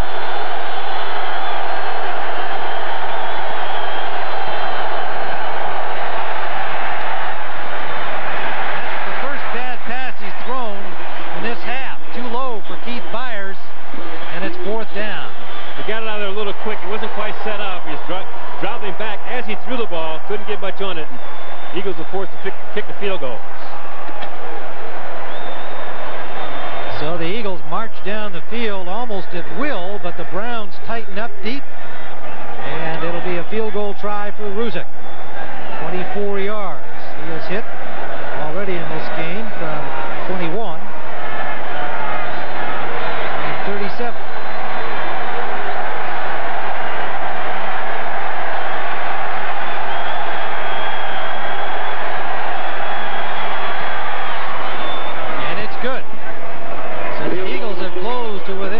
Touchdown of the Browns, and we have 2:42 still remaining in the 3rd quarter.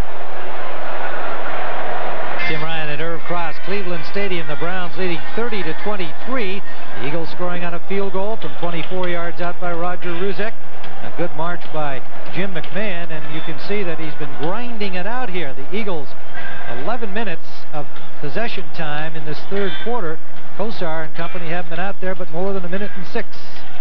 89 yards and 11 plays, and while they were stopped short of a touchdown, they have closed to within 7 points. The crowd has quieted. They'll want something from Kosar on the offense on this series. Line shot bouncer. Peebles. And he is shut down. Driven back by number 36.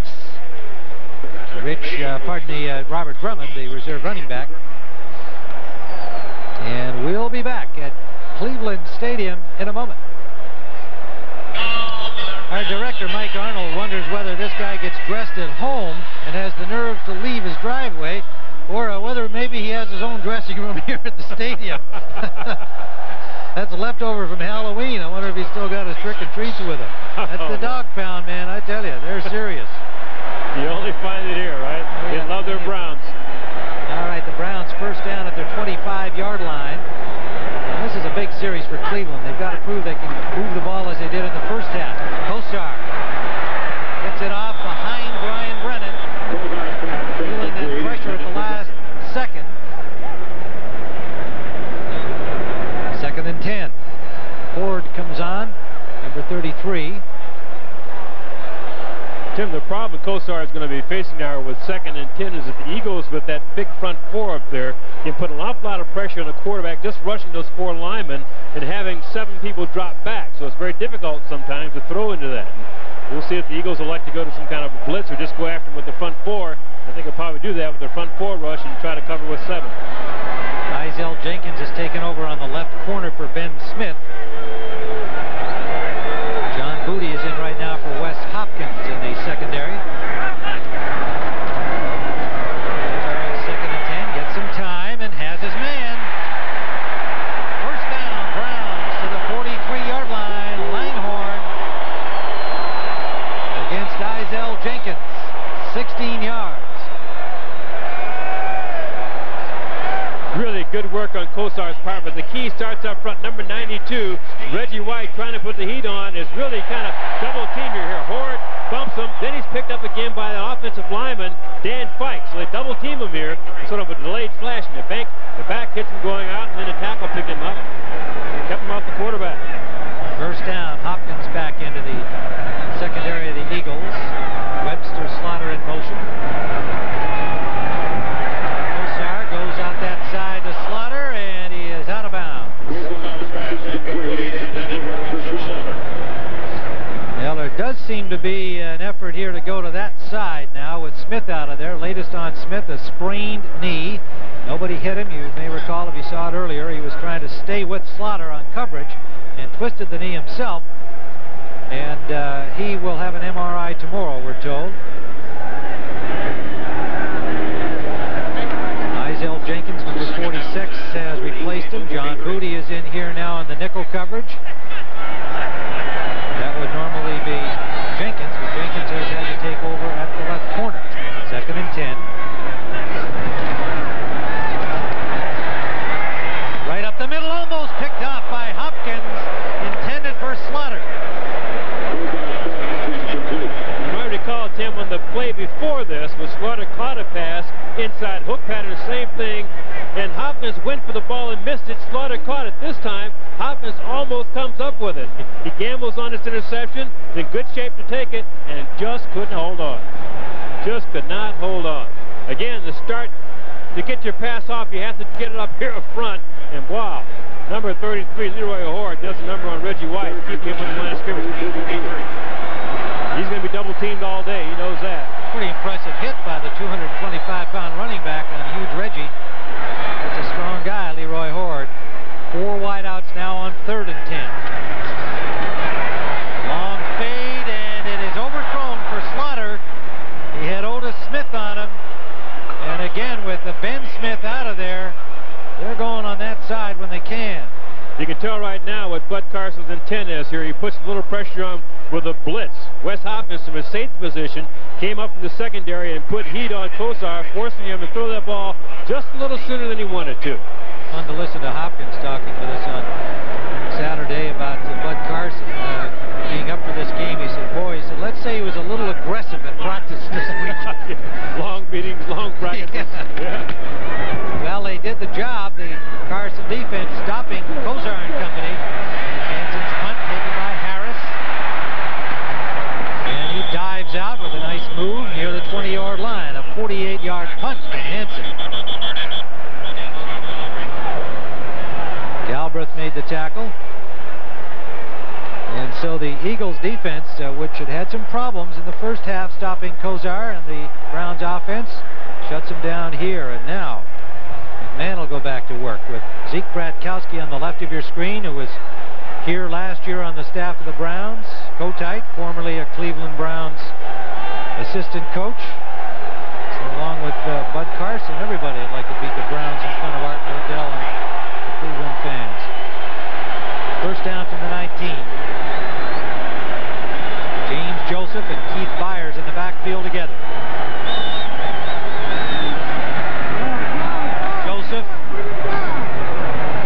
Joseph out to the 24-yard line. Pickup of 5 on the play. Richard Brown made the tackle with help from David Brandon.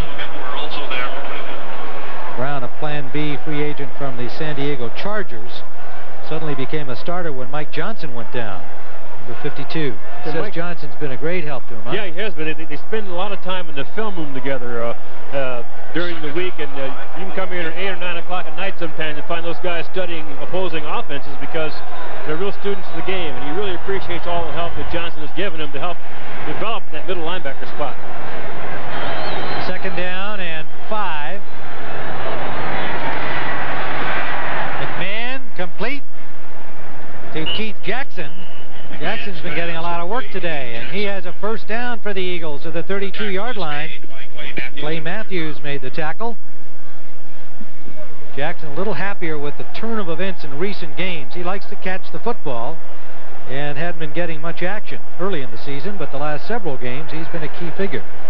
I saw him during the field during the pregame warm-up. We were talking to Ozzie Newsome. He said, I can pick up some pointers from this guy. Great former Brown tight end. Well, there's the gun for the end of the third quarter with the score. The Browns 30, the Eagles 23. Our coverage will continue after this message from your local station. You're watching the NFL on CBS. This is CBS. Game. If you joined us along the way, the Browns led this 23-0. Now they lead by only a converted touchdown, and the Eagles have the football. First down at their own 31. Jim McMahon started and went the distance despite coming up with a very sore elbow and having treatment right up to the pregame warm-up. Keith Byers has a flag on the play as he was stopped at the line. The ball comes loose but goes out of bounds.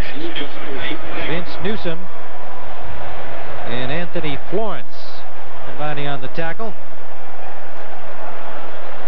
Byers bounced off Harlan Barnett, and they both got to be feeling that hit. Defense offside, number 92, lined up in a neutral zone. 5-yard penalty, repeat first down. Michael Dean Perry charged with the encroachment. First down and 5.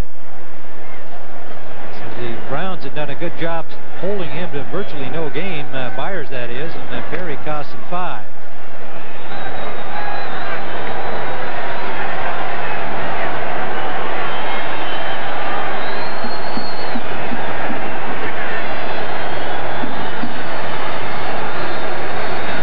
On first and 5, a short drop, and it's complete for the first down. Barnett.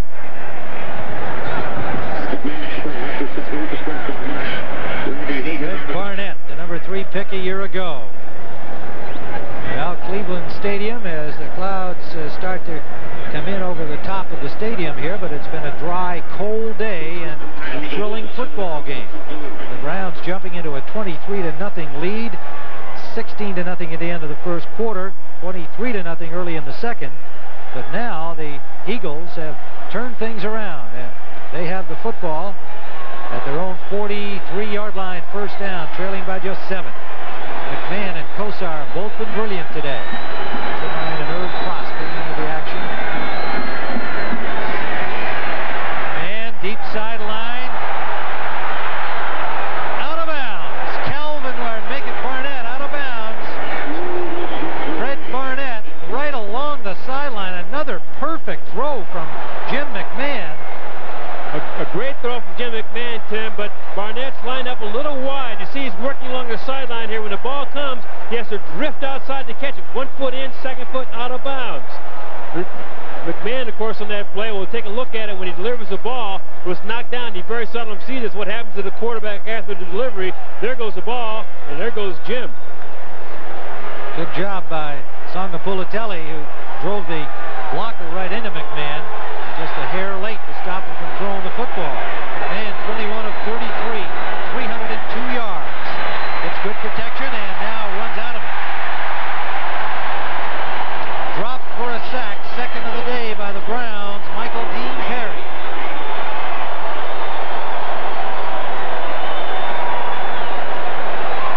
So the Browns get tough defensively on this down. This is all instinct on McMahon's part. He's such a competitor.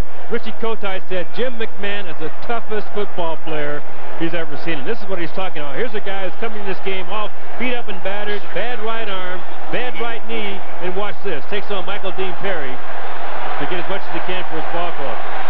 Third down and 12, and the Browns badly want to stop him right here.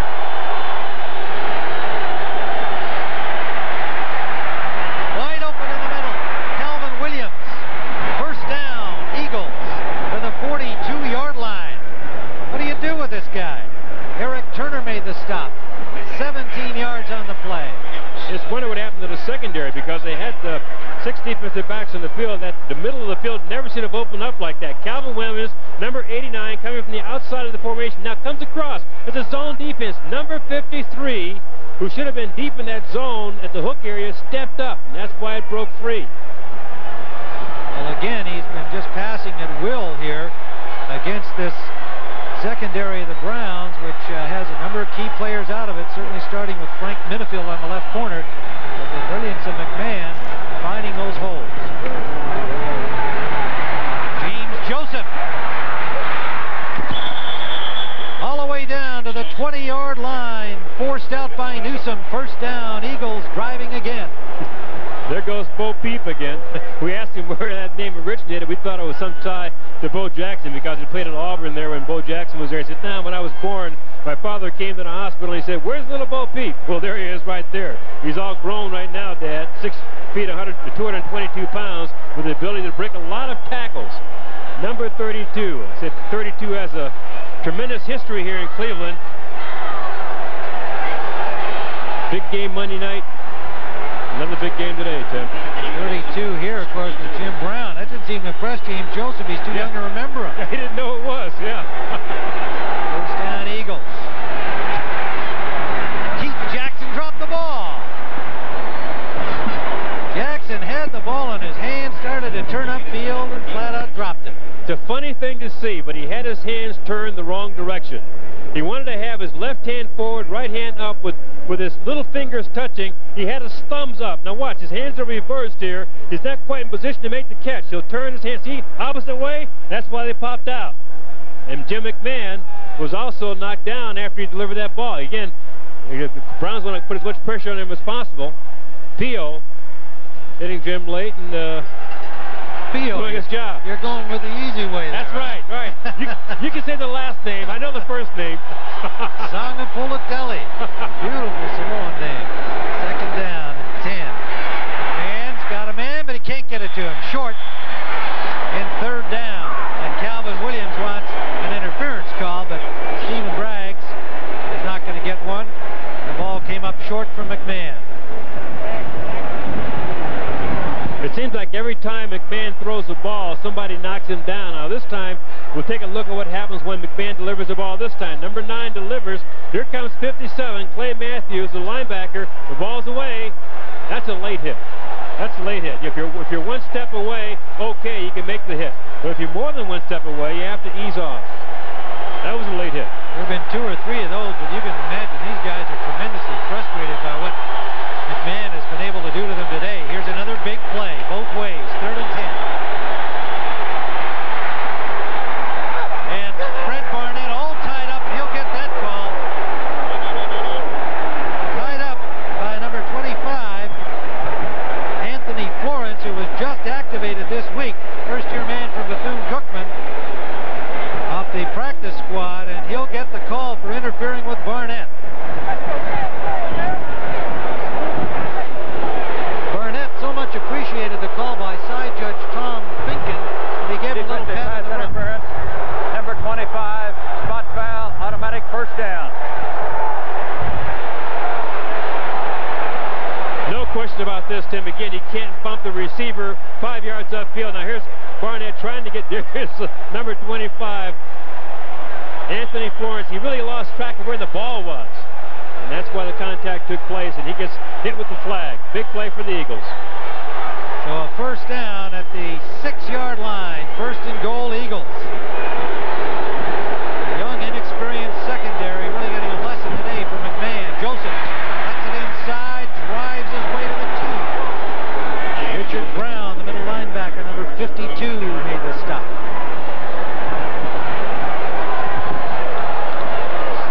Second and goal. This is the part of the field, Tim, where the Eagles like to run over their right side behind Anton Davis, their number 1 pick, the right tackle, a monstrous man at 325 pounds or so. But Joseph, when he runs that off-tackle play, there's Davis right there, 6'4" and 325. He told me in the hotel lobby this morning, he said, I think I'm playing much better, Herb. He said, I've trimmed down a little bit. You mean you trimmed down? How much do you weigh now? Oh, about 320. 320. Burnett, Pleasant, and Figaro into the goal line defense of the Browns. Play action. McMahon for Keith Jackson. That'll be 3rd down. 3rd down and goal.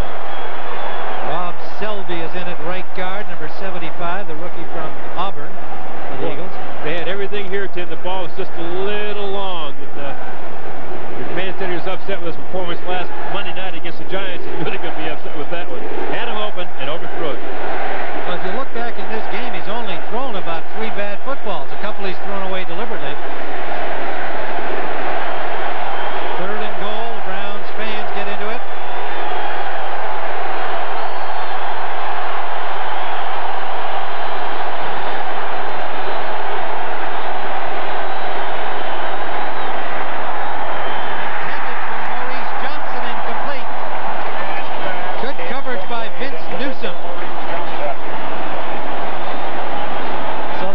Do the job down deep in their own end. Coverage by Newsom here, but really the field, just an assist on this one. Down that part of the field is a sod where the infield from the baseball diamond has been laid down. Maurice Johnson tripped a little bit as he ran out of that pattern, and Newsom had a chance to cover, and there you go, incomplete pass. So the Eagles miss an opportunity to tie things up, but Ruzek can bring them to within 4.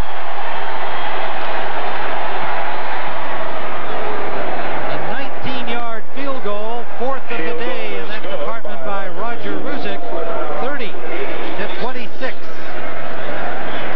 Sponsored by McLean Deluxe. Well, those numbers impressive in favor of the Eagles that we're showing you here, but they still trail on the scoreboard, 30-26. What a day by McMahon, but back in the first half, it was quite a day for Bernie Kosar, and there's still lots of time left. 10-18. In regulation time.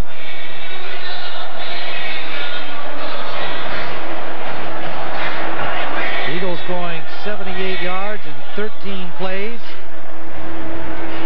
5:57 off the clock, but they got only the field goal with a chance to tie from in deep. The Browns defense tightening up on 2 passes into the end zone.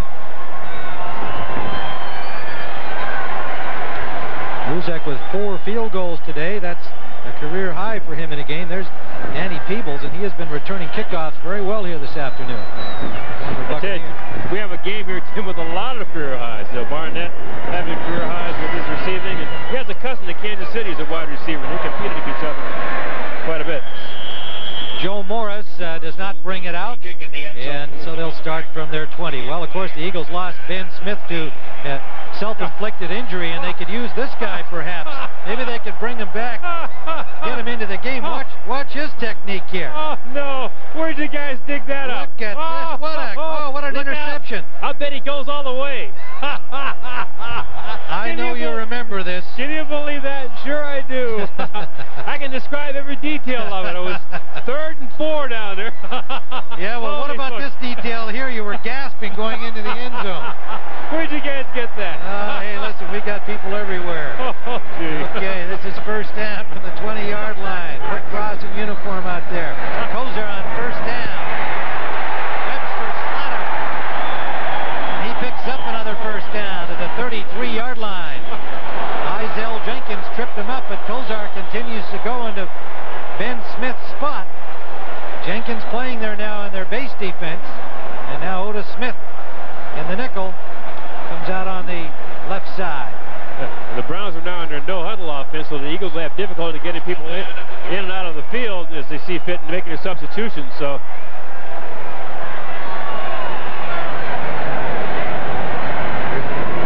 Kosar may changing this up. He's got 4 wides out, and he is sacked. Jerome Brown and Clyde Simmons. Simmons with that initial contact, and Joyner right behind him, not Brown. 59. yeah, number 59, Seth Joyner. What they do is they close everything down inside with that front 4. Number 92, Reggie White, the man putting on pressure right now. But 59, Seth Joyner, comes right up the middle from his outside linebacker position for the sack. And that's the kind of defense they need to get back into this game. Indeed, Mike Golick, number 90, is in at left tackle. He rotates with Jerome Brown. Second down and 15. Kosar gets it off, incomplete, intended for Brian Brennan, and he takes a little hit from Jenkins as the ball arrives, and the Browns fans want interference there. I think that ball might have been tapped in the line of scrimmage, though. It flooded out of there in a funny way. Once Kosar threw it, it looked like one of the defensive linemen might have hit it, and that's why, watch this now, the ball's out of there, I think 92. No, it doesn't. It didn't touch it, just kind of flooded out of his hand. The ball had already touched Brennan's hands before Jenkins made the contact, so no call there. Third down.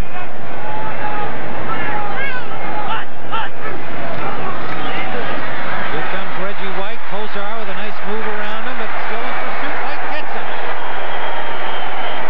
Third Eagle sack. Man, that big guy can move. Kosar made a pretty good move around him, and Reggie ran him down. Really funny. He said during the course of the game, he'll oftentimes go over to the tight end Keith Jackson and say, am I physical enough? Am I physical enough? Because he wants to play at the top of his game. He says, I'm playing pretty good football this year, but I know I can raise my game another level. That's awesome when you think of that. This guy is one of the greatest defensive ends of all time, and he thinks he can get better. 8:49 remains to play as Hansen will punt the ball, and the Eagles will have another opportunity here, and this time a chance to take the lead. Harris back. Good field position. That ball hangs up a little bit. Fair catch signal. And it takes an Eagle bounce. It just dies right there. So Philadelphia will start from their own 48-yard line when we return. Tim Ryan with Irv Cross, and there's just the way it is out there. Pio Songapola, I had it going there. Songapulatelli showing the scrapes of battle. With a flea flicker, McMahon doesn't have a man open. Now he unloads it in the direction of Williams, but he may get called for intentional grounding. And he does. McMahon will say there was a receiver there, but he definitely unloaded there because he was being pursued by Perry and was trying to avoid the sack. That's the way the officials see it. Richie Kotite says, hey, Calvin Williams had a chance to be the receiver. So there's a huddle.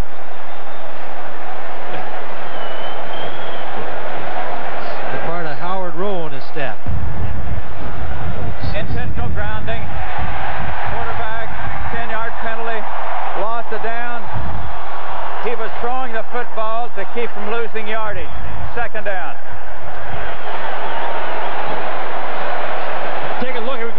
receiver down here and a receiver to the tight end who releases and comes forward. McMahon, when he gets caught in the scramble, he watches the scene. Now the ball is tossed off back to him. Now there are two receivers, but the guy he's trying to hit is coming across field here. That's where the ball is being thrown. Now the ball was certainly 4 yards away from the receiver, but there was a receiver there, and McMahon thought he got a bad call. I think he got a bad call too. Well, of course, it says if they judge that you're throwing it away to avoid being sacked, you get penalized. And he certainly had Michael Dean Perry chasing him as he unloaded that pass. Slow developing because of the handoff. And then the pitch back to McMahon made the routes slow developing.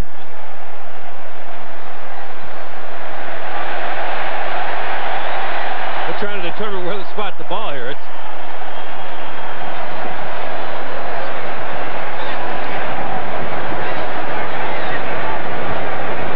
Original line of scrimmage was at the 48-yard line, and that's a 10-yard penalty, so it goes back to the 38-yard line. 2nd and 20.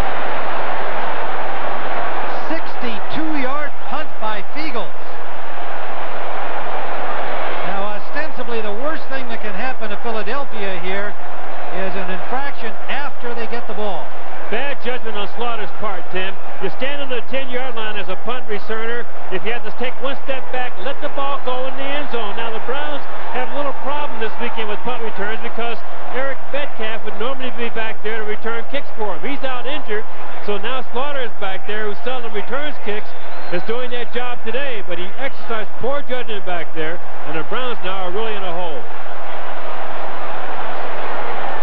Webster Slaughter trying to come up with a big play to make something happen, just use bad judgment. The rule of thumb is you line up on the 10-yard line. If you have to take one step back, let the ball go, because chances are it'll go in the end zone for the touchback. Slaughter gets caught in there, coughs it up, and it looks like the Eagles are going to have it inside the 5. Well, the flag that came after the Eagles had recovered the ball. Brett Hager, reserve linebacker. So we'll see what happens here. They may not have it in as deep as they're going to have it, but it should be Eagles' ball based on the sequence of events. Now, the Eagles will have the football. They're trying to determine just if there was a foul, what the foul was, and where the ball should be spotted. Yeah, I wonder whether this ball would have gone into the end zone. It was a tremendous punt.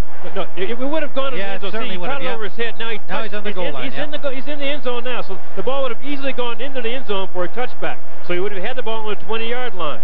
But you just didn't know where he was. And again, the rule of thumb is you stand on the 10-yard line.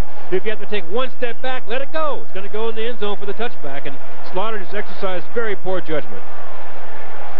Well, now we had an illegal block on the return, number 42.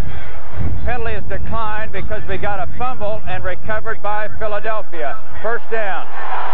Well, so the penalty was going to be against Cleveland. Lattenberry for an illegal block on the return of the punt. We thought the penalty might be against the Eagles. So it turns out very well for Philadelphia. First and goal at the 2-yard line of the Browns. 6:54 still to play, fourth quarter. A 4-point deficit, and the Eagles knocking on the door.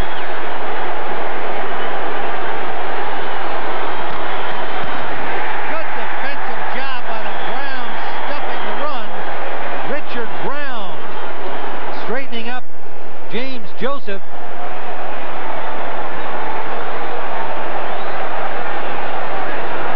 Pretty impressive play. The Browns in their goal line defense, Tim, will have their 4 men down on the line of scrimmage. They'll pitch inside, and the middle linebacker, Richard Brown, is responsible for taking those off-tackle plays. And that time, he did a whale of a job. Second and goal.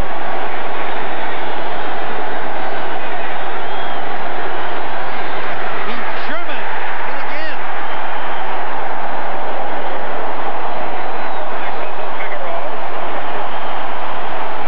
Michael Dean Perry and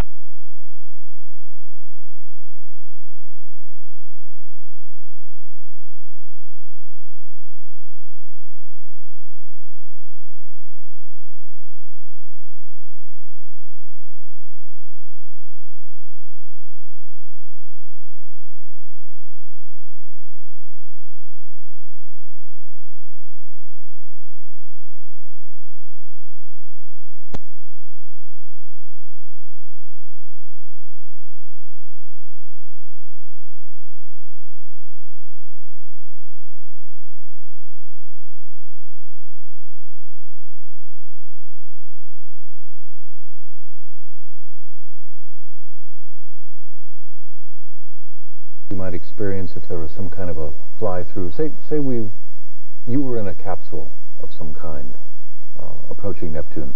What might you experience? What's your speculation? If I didn't have wonderful insulation and long underwear, I'd be very cold to start with. Things are extraordinarily cold out at Neptune. But if we could possibly experience what it's like to travel through into the planet, what we would start to feel is the extreme cold, and maybe we can come back and discuss it a little bit more later. We'll warm up, and then we'll warm up and after our JPL Voyager update as Neptune All Night continues. Last night, these frames come back from 2 billion miles away. The spacecraft is now speeding away from that planet at 33,609 miles per hour.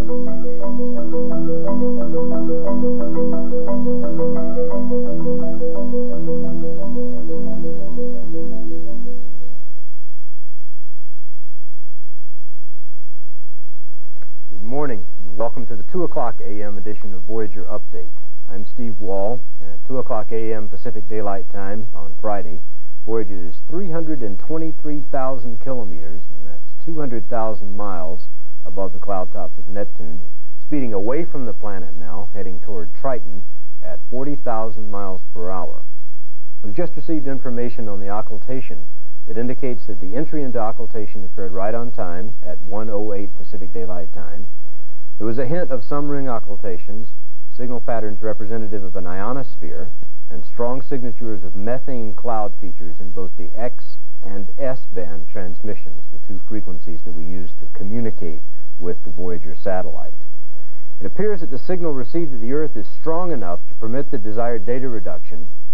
We have some tape that shows this imaging sequence that we're doing of Triton. Before we roll that tape, however, let me tell you that the Triton map sequence should start coming down this morning at 3:40 a.m. Pacific Daylight Time.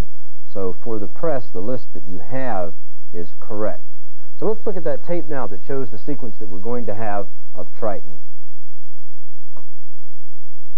So you see the little squares on the planet now show you that we'll be taking images of the limb and also coming down into the planet itself. Of course, these will be put together into mosaics, and now you see us swinging around our point of view, coming around as we go to the UVS scan across the planet, and then doing the maneuver, and one wide-angle image to come away. With me this morning is Dr. Peter Thomas of Cornell University and Associated Imaging Team, and we want to talk with Peter for a few minutes about what we might be seeing on the surface of Triton with these intriguing pictures, so we'll be a little bit more prepared for the sequence that should come down later on. Peter, these are exciting times, right? Yes, we've been seeing the resolution get better and better over the last 4 days. We've had large crowds in the imaging area, second-guessing each other from each sequence about 6 hours apart as the resolution gets a little bit better. And of course now we're where the resolution doubles every hour, and the final crunch is on. I guess so. And when we finally get to the best resolution images on Triton, we'll be able to see things that are a few miles across? If everything works properly, it'll be slightly less than a kilometer. And that is some of the best imaging done by Voyager anywhere. The best imaging on a satellite by Voyager was at Miranda, which was a few hundred meters. And this will be at least on the order of that, almost as good. All right. Well, we have some of the latest pictures of Triton here for Peter to tell us about. What do you see? Well, in this one taken earlier today, which is a good global view of some of the spots and albedo features, which are what we've really got a hold of so far, and not much in the way of topography. The long-term questions about this satellite have always been in terms of what role the atmosphere is going to do. Can we see it? Well, we now know that we can see the surface. Well, what is the atmosphere and the chemistry involved in methane and nitrogen doing to the surface? And we certainly see that there are local variations in whatever that has gone on with the geology or with the atmospheric influences. We have somewhat toward the north, we've been watching for several days the darker albedo features rotate around some of the smaller dots, which are now getting larger but not well resolved in terms of geologically what the features may be, whether they're simply thin surface deposits of darker material or whether they are in fact real topography or things indicating underlying geology. Now, just to orient us here, the South Pole is right down here, Is approximately there near that dark spot. And the equator is along here, right? Approximately up in that region, yes. And the farthest north we can see around the edge here is, what, 10 or 20 degrees? On this, it's probably nearly 30 degrees, I think. 30 degrees. Okay, so what we're seeing here, this border between the light and dark areas is not the terminator between day and night, but this is actually a difference in the color or the brightness of the surface. In the brightness of the surface. And actually when you go through and look in detail at the brightness, say, in the real dark parts there, or the darker parts in some of these, and some of the brighter areas, some of which outline between the major bright and dark areas, there's nearly a factor of 2 in reflectance difference. And some of the colors of the brighter areas are quite consistent with what might be described as frost deposits, suggesting that in fact the atmosphere does have an effect on some of the things we see, but does not cover up the entire planet with snow or other things that we can in fact see a lot of geology and the high resolution stuff to be seen later. But what I think I heard you say was these markings here are interpreted as differences in the color or the brightness of the surface rather than high points or low points. Yeah, is that right? Yeah, clearly. And also this image is not processed that well to show topography. The solar phase angle, that is the difference between the orientation, the angle of the solar incident light and the viewing from the spacecraft, is only about 28 degrees in this image, so you're not going to see much in the way of topography. But even so, along the edge, there's been it's a very smooth planet, at least on multi-kilometer scales. When we get down to 100-meter scales, it's likely to be or it could be very much different. But clearly what we're seeing here is differences in albedo, reflectance, and color, and so far the color indicates that there is a role for precipitating frost on the surface and possibly seasonally moving it around. Okay, now when you say frost, you're talking about methane frost, right? That's one of the chief constituents likely from the previous spectroscopy to be involved. Okay, and how can we go, let's see,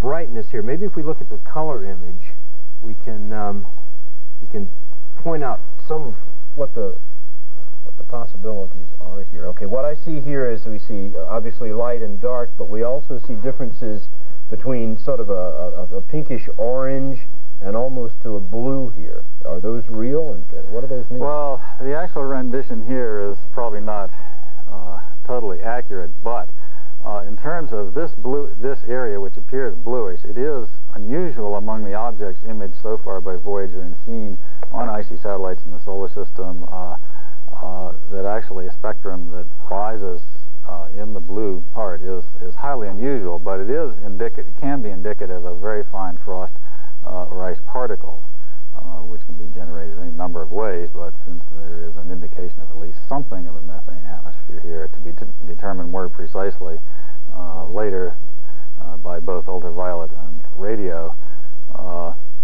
there's certainly the capacity for precipitating some frost, and that is a strong indication that some of that has been going on. Okay, precipitating, like, you mean direct formation of frost? You're not talking about snow? I could not really comment as to whether it's necessarily snow or frost. That's a common difficulty, even in some cases on, say, Martian polar caps, as to whether you're really just precipitating it out right on the ground or raining in as snow. But clearly the albedo and color of the surface are consistent with some of the things that were expected before we got there with Voyager in terms of likely effects of the thin atmosphere. And the range of colors here and albedos really is rather striking. As we got in closer, the sort of lack of changes in color and brightness with rotation have been somewhat resolved in that they are sort of crudely, not exactly, but crudely latitudinally banded. So as it rotates and you see the whole thing, you're not going to see much of a change. But as we got to high resolution, we've really seen that the thing really is mottled. There are all sorts of wonderful differences here in albedo, which will probably show up as geological differences when we get in with a kilometer resolution in just a few hours. Do you want to guess about what kind of geologic features you're going to see?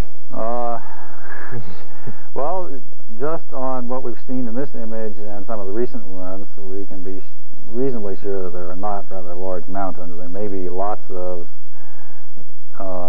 topography sort of below the kilometer scale with a great deal of variety. This mottling certainly suggests that at a variety of scales on the surface you have done by either internal or external processes, cratering or something going on internally, modified the surface, which can make topography. Now the amount of topography may depend a great deal and may tell us a great deal about what ices are involved in the topography. If it were water ice, it could support a lot of topography, since that would be very strong, practically like steel at these temperatures, whereas methane and nitrogen mixtures probably can't support many kilometers, but certainly might make hundreds of meters of relief, which in the highest resolution imaging up in one of these darker areas with the low sun, we should be able to see almost any relief could possibly be there. All right. And some of these other pictures, which I think you have hinted some of the things to come. As we get this higher resolution, the things that are really starting to pop up are linear, hints of linear features running in a variety of directions. And these things, which appeared at lower resolution as sort of colored mottles, are now sort of breaking up and indicating that there's even smaller and smaller scales of mottling and features to be seen on the surface. This picture doesn't show it too well, but this bright area here really probably overlies sort of different geological provinces and really may be much of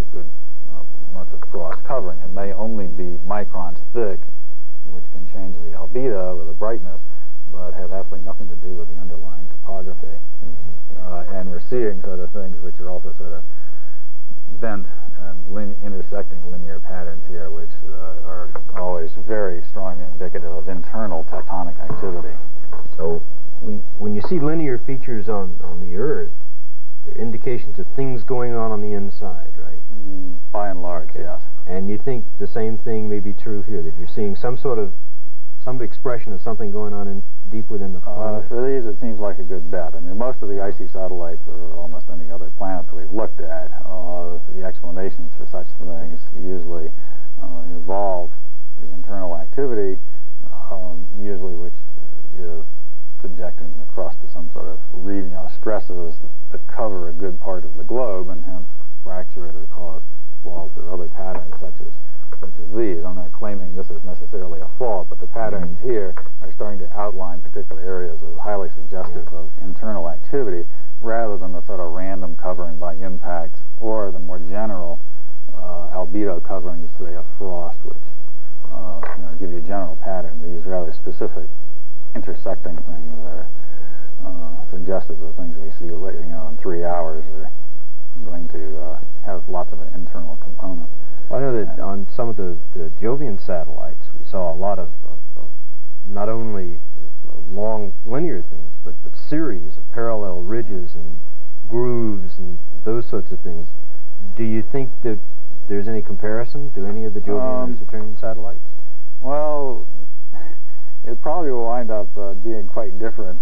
Some of these things processed a little bit better suggest that it really is quite different from those. Although you see some linear features and think of a satellite such as Europa, they really don't have quite the same crisscrossing pattern here or the same sets of parallel members that, say, are on Ganymede. So it really does look like it's going to wind up being different from those satellites. I know one of the things that we've talked about, or we've heard talked about at the press conferences, has been we want to know whether Triton has a unique history, whether it's captured. Anything you see here give you any hints as to what kind of past the satellite has? Well, in terms of the past, the first thing you look for is impact craters, just to see how old it is. And the wiping out of impact craters can mean many things, and one of them might be tidal heating-driven tectonics or resurfacing of it, which would probably have had to, depending on when it was probably captured,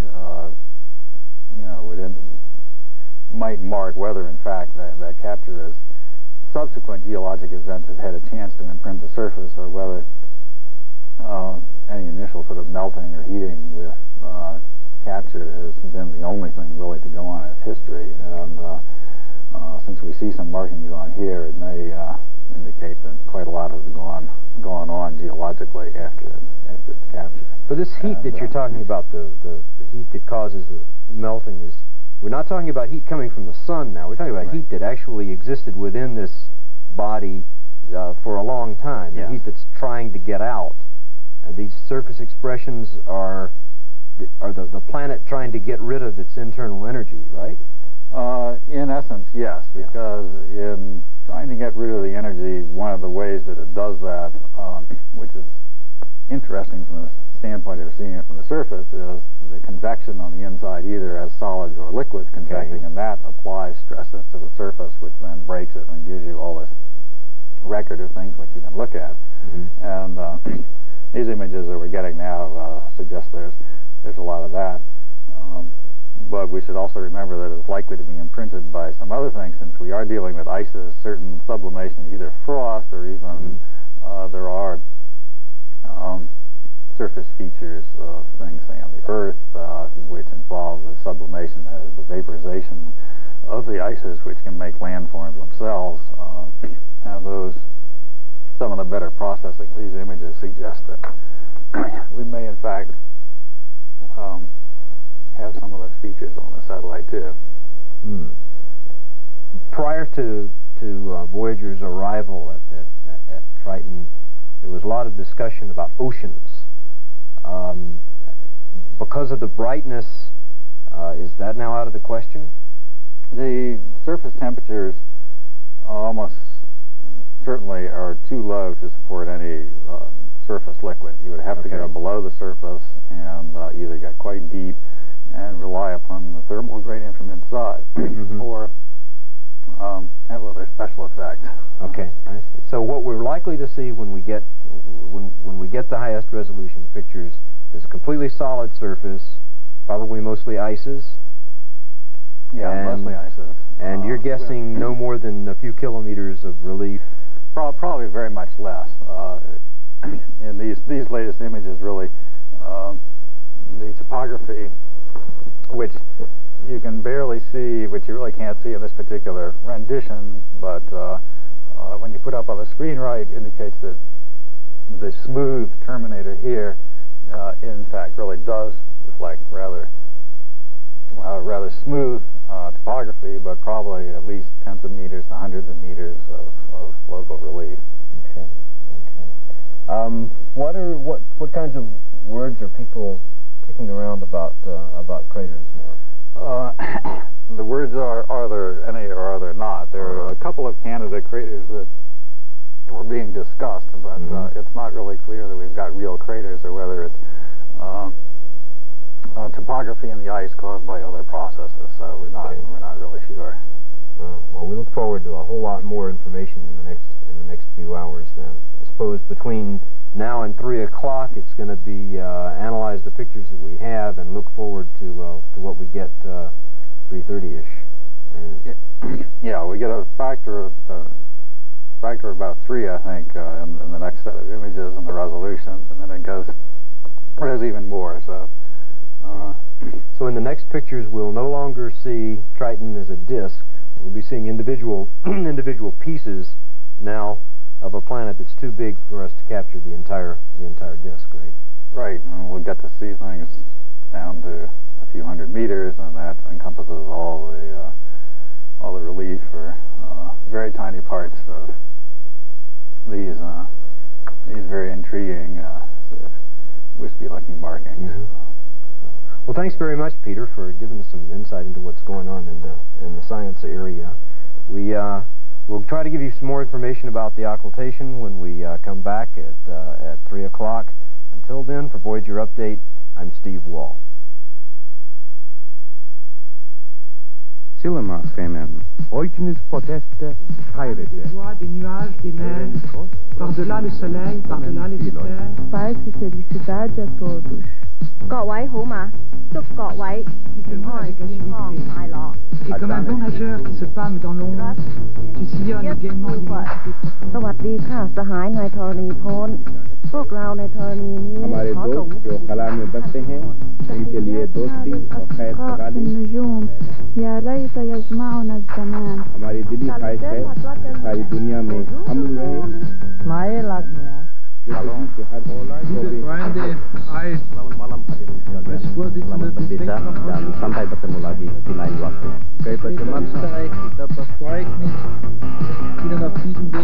Hello from the children of planet Earth.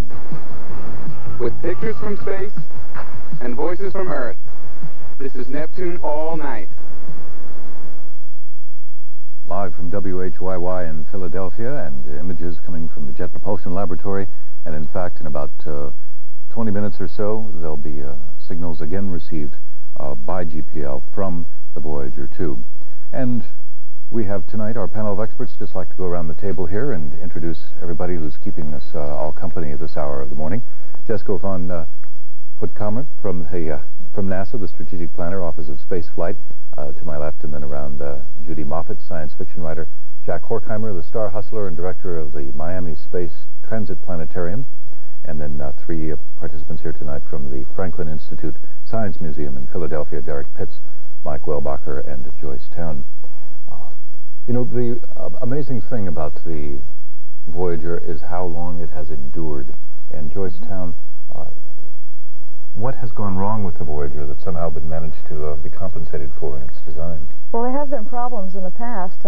As we mentioned, the Voyager was launched some 12 years ago, and just tonight we've gotten through a critical point in this mission, which is getting through the equatorial plane of Neptune and getting past the occultation. that you may have been hearing about. But in the past, Voyager has had a number of problems, and some of the people who work with it have had to have been pretty creative to get around them. What we find is that there's a lot of redundancy in the components on the Voyager craft. There are 6 computers on board. They're reprogrammable. 3 of them are backups. And quite a bit of reprogramming was done with these computers to get the Voyager to better process information and more precisely send it back to Earth. Also, back in 1978, there was some malfunctioning of the radio receiver, and they had to go to a backup receiver in that system, and we're still using that backup receiver now. In 1981, Voyager had a little bit of a problem again with another instrument, and that was the scan platform where the cameras are located. The platform became jammed when it wasn't receiving enough lubrication, but after a while and some nudging about, it seemed to work all right again, and now that's working fine as long as it's only operated at lower speeds. Are there any difficulties aboard the Voyager 2 that we know of at this moment? Otherwise, it seems to be working Not that I know of. very smoothly. Mm-hmm. No serious problems. No serious Overall problems. conditions good. Good. Just before the break, Derek Pitts was slipping into his long underwear to describe an exploration through the gaseous clouds of Neptune. Could you continue on with the voyage? I think that actually was a result of the air conditioning here in the studio. Things were getting pretty chilly. I was mentioning that it would be interesting for us to take a little cruise through Neptune so we could see what it's like taking sort of a cross-sectional cruise through. As we come through the upper cloud tops of Neptune, first we come through an upper layer of clouds of frozen gases, and as we pass through that, we come into an open area that's sort of devoid of material, and then we pass down further into the next layer of material underneath that. The upper layer of gases does cast shadows down on the lower layer, so there's sort of like an intermediate area between these 2 layers of material. So it's sort of a free-flying area, if you will, for us to travel around in our spacecraft. And then we start to head on toward down the center of this mass of frozen material. It's estimated that Neptune is about 30,000 miles in diameter, which is a pretty good size. The Earth is only 8,000 miles in diameter, so we're talking about something that's about 4 times the size of the Earth, roughly. And as we start to move in toward the center, not only do the temperatures increase on our way, temperatures start to decrease on our way through. Well, actually, we get a number of things happening on our way through. We have some temperature change, but mostly we have material change where the gases start to get much more slurry-like, very much like a water ice slushy situation of the methane and ammonia gases that are in the atmosphere. As we travel through, we probably don't come across a solid sphere as we have here in the Earth, but things again are getting much denser and still very cold, and still cold, dense water ice sort of a central portion. And as we can manage to slog our way through, pushing through with our snow shovels and things like that, we start to come out the other side of the planet, and of course the density starts to drop off as we move higher and higher into the atmosphere out the other side. Derek Pitts and his very quick tour to the center of Neptune. Very quick. The center of the planet Neptune. The underwear isn't thick enough to get us spend much time. Are there any seasons on Neptune, like winter and summer? I think there are seasons, but they're the changeovers are very, very brief, and the changes in temperature are not very great. The Neptune axis is inclined very much. Yes, it is. It's tilted 89 degrees away from the vertical, so it's almost as if one of the poles is pointed. No, I think that was Uranus. Oh, okay. So I think it's about more like 29 degrees. More like 29 degrees, okay. The Earth is 23.5. Right, so that's much closer to the Earth. So it's got to have seasons. Mm-hmm. Right. But the temperature changes are not as great as what we have. Right. We'll have to leave it there. Thank you, Derek and Jesco. If you're seeing up on the screen recorded earlier, that's referring to the pictures of the planet Neptune. We are, in fact, live here as this panel is continuing here on Neptune All Night. We understand there are large parties watching large-screen televisions in different places in the country as we're continuing here with pictures from space and voices from Earth. This is Neptune All Night.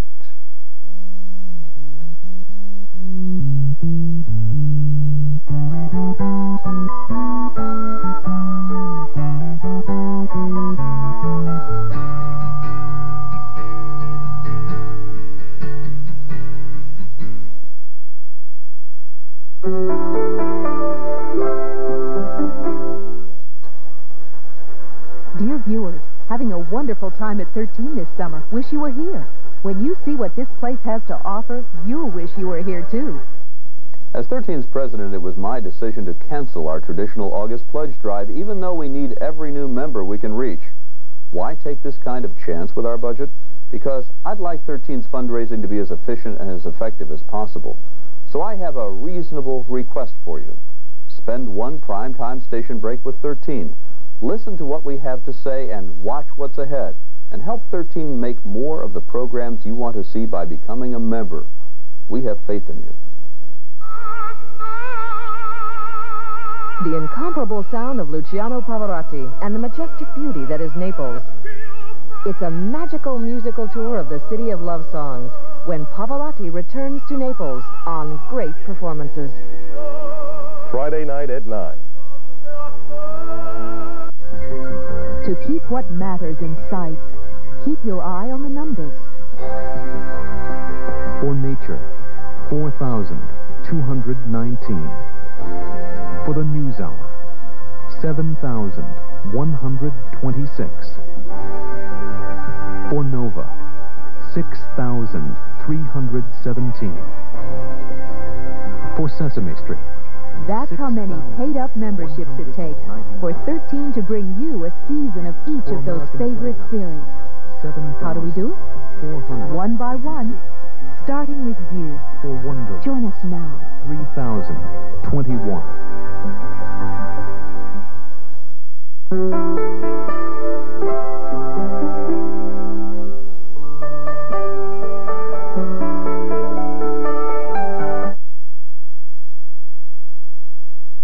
Watching Neptune all night from WHYY in Philadelphia and images of Neptune via the Jet Propulsion Laboratory in Pasadena. And we'll have an interview with a British scientist, Patrick Moore, also in this hour. We'll also hear some more from our guests and some more from the 800 call, 1-800-FLYOVER. You might be interested to know that the season on Neptune lasts more than 40 years. Here is Jim in New York City. Yes, just a quick question. As a prospective elementary teacher, how do you feel what Voyager has found will change the course of teaching down the road? We have Joyce Town here, the Franklin Institute Science Museum, ready to answer that. Well, I think it will make it a lot easier for us to teach thoroughly the solar system to students. By studying these outer planets, we learn a lot about the formation of the solar system and the evolution of the solar system, and we can speculate also on the future of planets and possibly the future of mankind, and Mike has something to add. Yeah, I think something else that happens with what's going on tonight is that through technology we can participate in the scientific process by actually watching live transmissions from places like Neptune. So even though it's 3 billion miles away, we're all sitting up and watching images come to us from the planet itself. So there are now museums around the country who are getting images like this that they can show live to audiences, and before you know it, kids in classrooms will be watching these kinds of images live in the right there through linking computers, linking satellite dishes, linking up TV sets. We can all participate in science. Quick question, Jessica. Are we watching a live picture at this moment? No, that's an earlier picture and taken from last night. It's one of the new moons. Right now we don't have a picture yet from Voyager 2, so they are replacing this with stored, with recorded pictures. Stored images. We have another call. No call here. We're listening to the comments of our guests here, members of NASA science fiction writers and people from the Franklin Institute of Science Museum here in Philadelphia. At the Jet Propulsion Laboratory is Ira Flatow, and he has a guest, Richard Berry. Ira? Hi, thank you very much. Yes, I have Richard Berry, who is editor of Astronomy Magazine. Thank you, Richard, for joining us. We were just discussing how this is sort of an unfortunate anniversary for Voyager. It was what, 1986, was the last time everybody got together and watched the right, Voyager. In January it was. January, when it visited Uranus, and right. It was 2 days after the encounter, 2 days after this, and the press were just beginning to settle back and put their feet up a little bit, and they'd gotten the stories off, and it was the Challenger explosion. Yeah, there was a whole bunch of people sitting around in the newsroom, and we watched the high quality pictures come of the liftoff come over the link, and up it went, and it was just beautiful. I mean, you know, there it was. We all remember what happened. And 72 seconds into the flight, there was a little flash up to the telephoto lens, and then suddenly, boom. And that was the last time that we had all been in. And nobody could believe it. Yeah. I mean, for about 10 seconds, we all just sat there. And this is like 50 people sitting in this room watching. Bump, bump, bump, and then we kind of, oh my! That was it. And people just kind of dove across tables and grabbed the telephones, and they just went crazy. And everybody just left it. And a lot, well, there wasn't anything we could do. Yeah. Quite a few people had been covering Voyager, because that was the important story, and were on planes an hour or two later on their way down to Florida. And a lot of these people, a lot of the science press, had met or knew astronauts on these things. So, you know, in some cases they lost friends. Now this time, we both noticed that there's a tremendous amount of press interest, but that the press interest this time has been snowballing. It's as if that people discovered a couple of weeks, 3-4 weeks ago, that something interesting was going to be happening in the vicinity of Neptune on Thursday night and Friday morning. Well, they've got to notice that this is the 4th great flyby, and each one has been better than the one before it. And, you know, the other media have got to notice Time's best cover was the Saturn flyby, and the pictures are phenomenal. And art directors got all turned on by these pictures. Did it do much for Astronomy Magazine and for other magazines? These sort of photos? Oh yeah, circulation. Yeah, because I'm not sure whether they pump circulation, but they sure created a ton of interest. We provide many pages of coverage. We're going to be running 30 pages of coverage. We'll run every good picture that comes out of this mission. Every good picture? That could be thousands. We're not going to. Well, I mean, every good picture that gets released. What's your lead time? Do you have to have 6 months? We're working on a November issue right now, and that's real tight. We'll be splitting coverage between a November story and a December story. How do you cover something like this? As a journalist, there is so much happening, and there's so much going on behind the scenes. How do you decide how you're going to cover it? It's difficult. For our November story, really the science results won't be out. I have to have the story in Monday morning. So what we're going to talk about is what was seen. Just what was seen. We'll describe it. Very simple terms. In December, we'll start to get into what they found, what they think caused these things, how these magnificent worlds were created, to the extent that's known a month from now. And really, things like this take 5-10 years before they're understood. Do you think because your magazine comes out later, and magazines in general come out later, that you get some more information because you can hang around a little bit longer and schmooze with the scientists and find out little tidbits that daily newspapers and TV can't get? That's right. Also, with TV, the picture's on the screen and it's gone again, and you can't look at it. And what we give you is something you can look at and study and. Do you ever discover something they haven't seen when you look at your editors or you or any of your reporters look at a picture? Say, hey, there's something there that they might have missed. Well, you see things that they haven't commented on. I'm not sure whether they missed it or not. During some of the flybys, I've sent little messages saying, did you guys notice such and such in frame such and such? Especially at Jupiter, when pictures came down every 48 seconds. Yeah, they were just rapid fire. They were just so fast that the scientists. Well, they had a rapid transmission rate, and it was. That's right. It was just incredible then. Every 48 seconds, a picture would come in, and you'd get a 50 frames, boom, boom, boom, one right after another. And so you could see they didn't have time to look at the whole thing, or all of them when they came through, and you could watch them yourself. That's right. And you could pick out things that they missed. Yeah, or you could see things that you didn't. Maybe they saw it, maybe they didn't, but I would send little messages along. Hey, did you see that? There's this really weird-looking thing. One of the things that on Ganymede was this very irregular, weird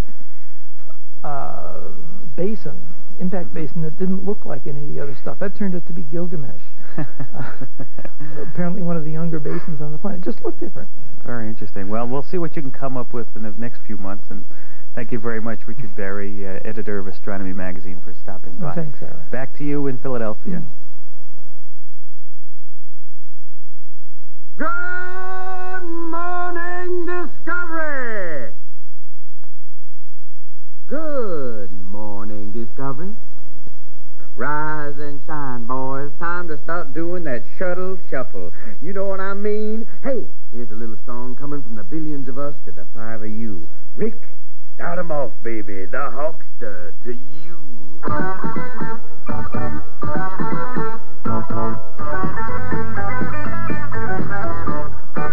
On orbit is the place to be.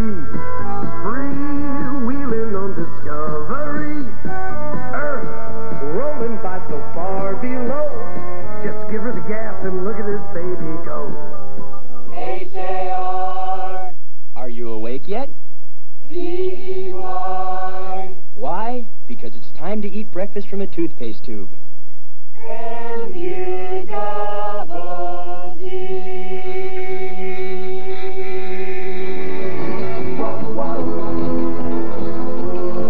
Now we're racking up the miles with a whole lot of power. We're going 17,500 an hour.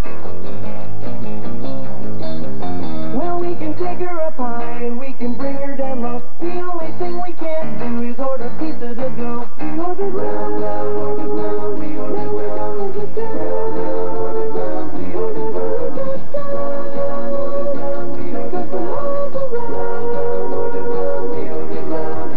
orbit round, round, orbit round, we orbit round, orbit round, round, round, we orbit round, round, orbit round, we orbit round, round, round, orbit round, we orbit round, round, round, orbit round, we orbit round, round, round, orbit round, we orbit round, we orbit round, round, orbit round, we orbit round, round, orbit round, we orbit round,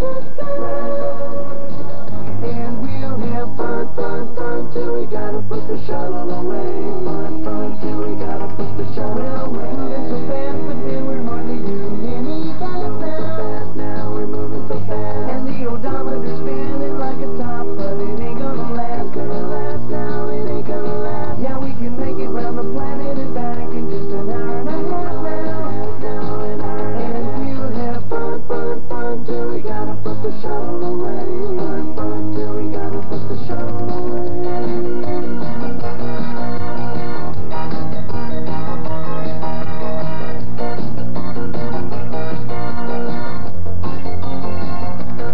Well, we do all along, we'd have to give another crew a turn now, give 'em a turn. So we'll line ourselves up for a final orbital burn now, the orbital burn. And though we've been here before, you know someday we're all gonna return now, we're gonna return. We'll have fun, fun, fun till we gotta put the shuttle away.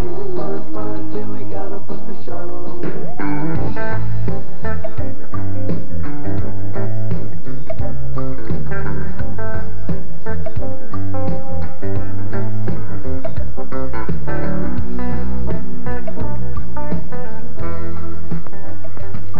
Neptune All Night continues now with an interview with the British astronomer. Here again is Ira Plato.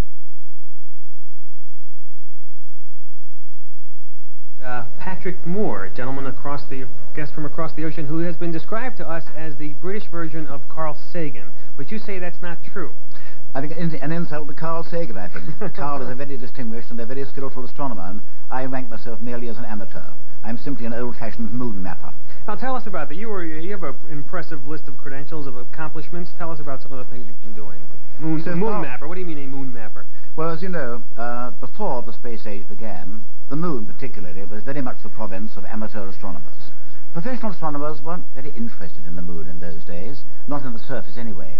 And people like myself were mapping it and drawing it and photographing it and producing maps that I think were found useful later on. What years are we talking about? I'm talking, in my case, anything from the 1930s right the way through to the late 1950s and mid-1960s. Did you almost beat Clyde Tombaugh out in discovering Pluto? Clyde Tombaugh discovered Pluto in 1930, and I first remember hearing of that discovery when I was a boy of 7 at my prep school. Little did I think that 50 years later, Clyde Tombaugh, who discovered Pluto, would do me the great honor of inviting me to join him in writing the book about Pluto, which we did in 1980. And in 1980, we had the Pluto Conference at Las Cruces, New Mexico, 50 years after the discovery. And Clyde was there, and I'm hoping that Clyde Tombaugh will be here very shortly. We hope he'd be here, too. Now, you also wrote a book about Neptune. Is that correct? I did indeed. That took a long time, the reason being that no one had ever pulled together all the information about Neptune. So what I decided to do, and this was going back several years now, was to go through all the published material and correlate and index all the papers and put a commentary to them. Also, there was the fascinating story of the discovery of Neptune, which in a way was a chapter of accidents. There were 2 people concerned, one English, one French, and I went to the descendants of the discoverers and unearthed a good deal of unpublished material, not all of which I could publish. And why is it now, many of the great science programs in the United States and on public television come from the British? Why did the British have such a wonderful interest in science? We've been at it for a very long time, don't forget.